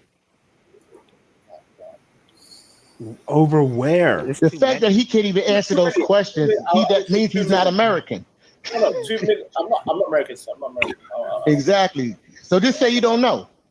No, I mean, I know me as a white guy. The diagram that I was shown as a kid growing up of what the slave ship looked like, and now as an adult looking at it, Somebody and that was supposed to be in the Google cargo it. hold of the ship. So you supposedly got all these black men, hundreds of them, chained, like he said, feet to ass to each other on the bottom of a ship. Well, if that happens, where's all the supplies for them to even live on? Oh man, for the now next you 3 months for everybody on the ship on top of it. This is hurt. Then on top of that, how did all these people manage to survive from the scurvy and from botulism and from sepsis and all this other stuff, laying in shit piss water at the bottom of the ship the whole time? What about being seasick? So that means it didn't happen, No, huh? we not even know. Seasick. You're lucky if you're gonna get if all you got was seasick. Right. No, I'm saying it's probably to say they would have got seasick. No, listen. Here's the thing. This is what people don't get about this. You got all of these people chained up in the bow of a ship, defecating on themselves. Thank you. Urinating on themselves. Do you realize that journey from Africa to That was 3 months. a long trip? That was 3 to 6 months, depending on what the weather was like. You're gonna perish simply from the conditions of the ship if you can even get the ship to float with that many people in the bow of it. This But then on motherfucker top of that, has how do you no feed idea people what that he's are running the talking ship about. if it's loaded down with nothing but people on the bottom of it? I It's just was alive. going to say. Exactly. Oh wow. I'm sorry. Y'all gotta read this book. It's two of them. I didn't get the chance to read the second one, but it's called The Secret Relationship Between Blacks and Jews. And they got all the receipts, they got all the instructions and everything. Farrakhan, and Nation of Islam pushed that book, and it's some deep shit in that book. Also, let me Angry tell Man. you something. I'm gonna tell you something right now. I'm gonna tell you something right now. Here's a little tidbit for everybody. Here's a little tidbit for everybody. This is something for you to think about and to just chew on when you got some time, right? If you come to a country that is already developed, that already has buildings, already has all types of shit going on, and you decide you want that country for yourself, and you go to war with the people in that country, and somehow you miraculously win that war, wouldn't it be smart to pretend like that group of people never had a civilization?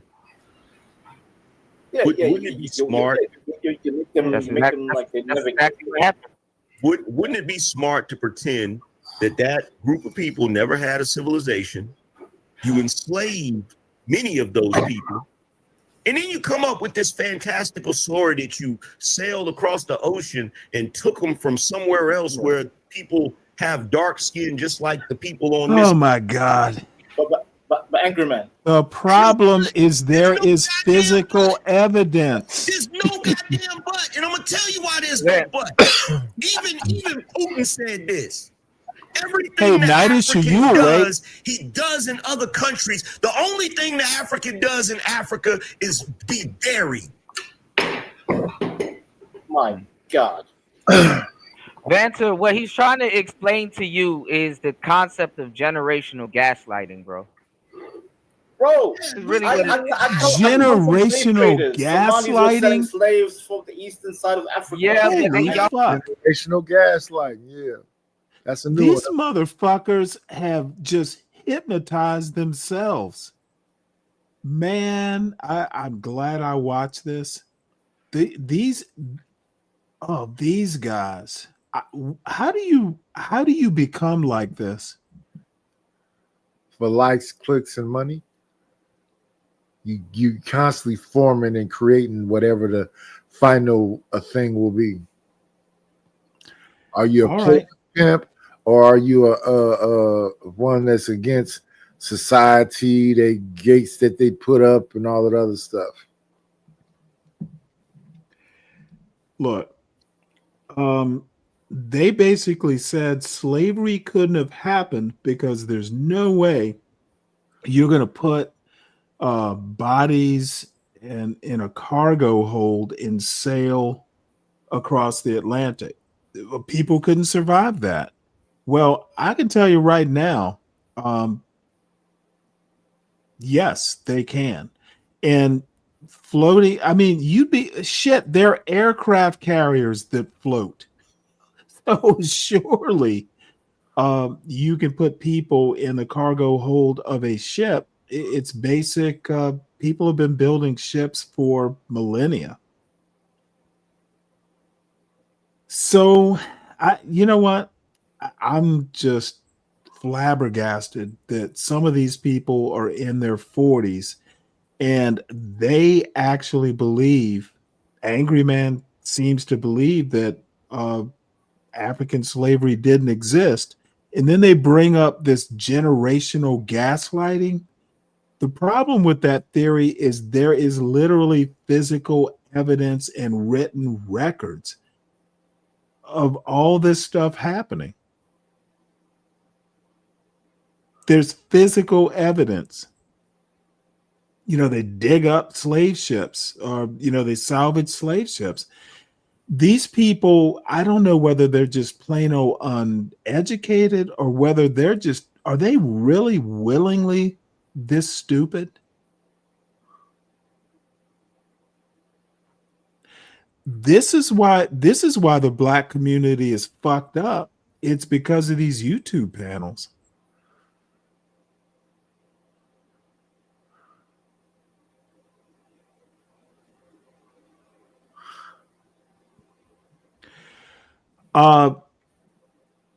No chaser. Absolutely, there was a cost.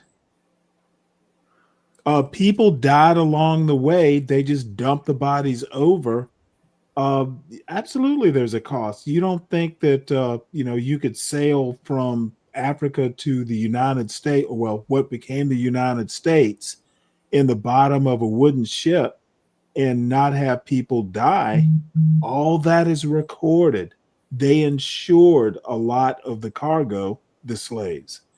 The written records there, physical evidence is there.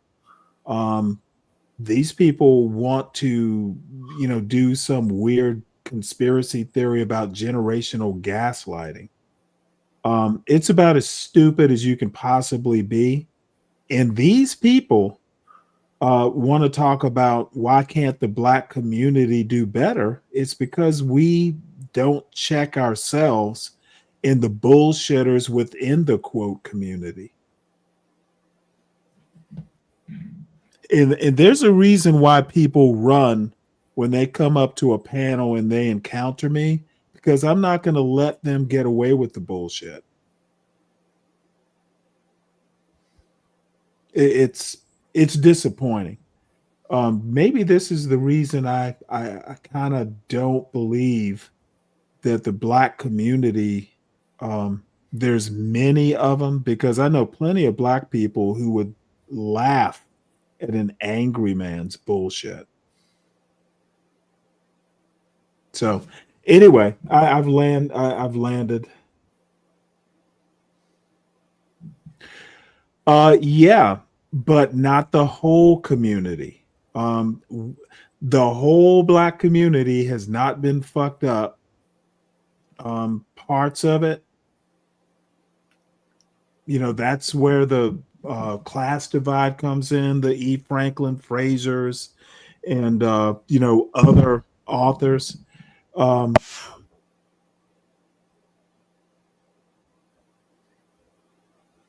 Your hours date your mind. Don't even know what that means. Savage, you're back. Hit the link. Let's make it interesting.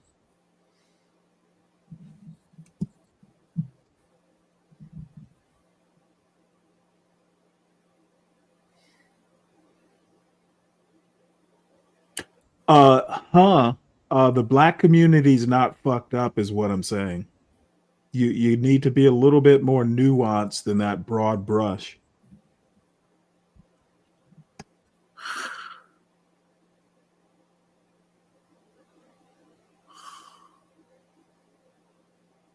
Did you fall asleep again, Nightish?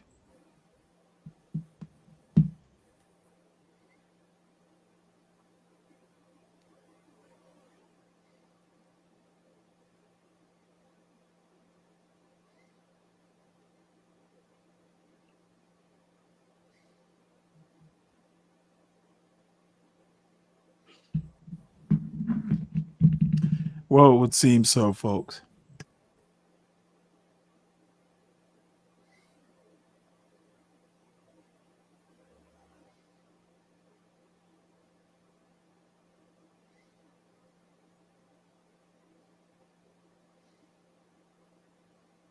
Well, I was hoping, hey, Nightish.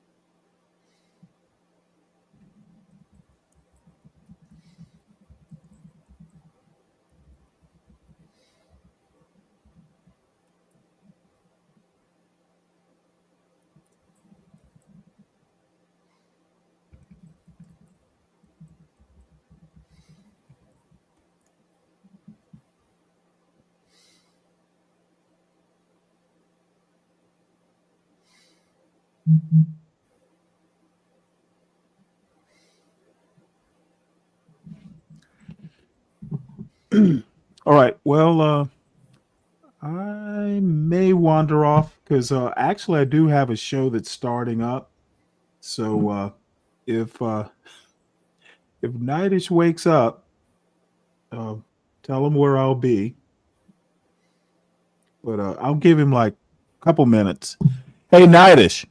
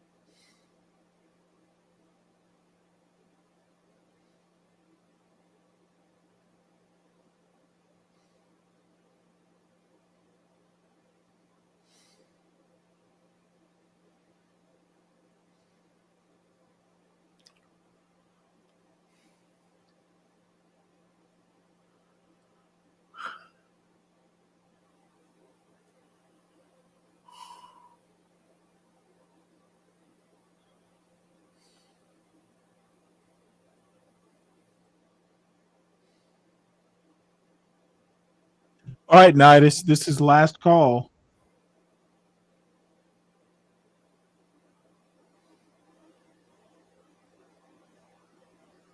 Hello.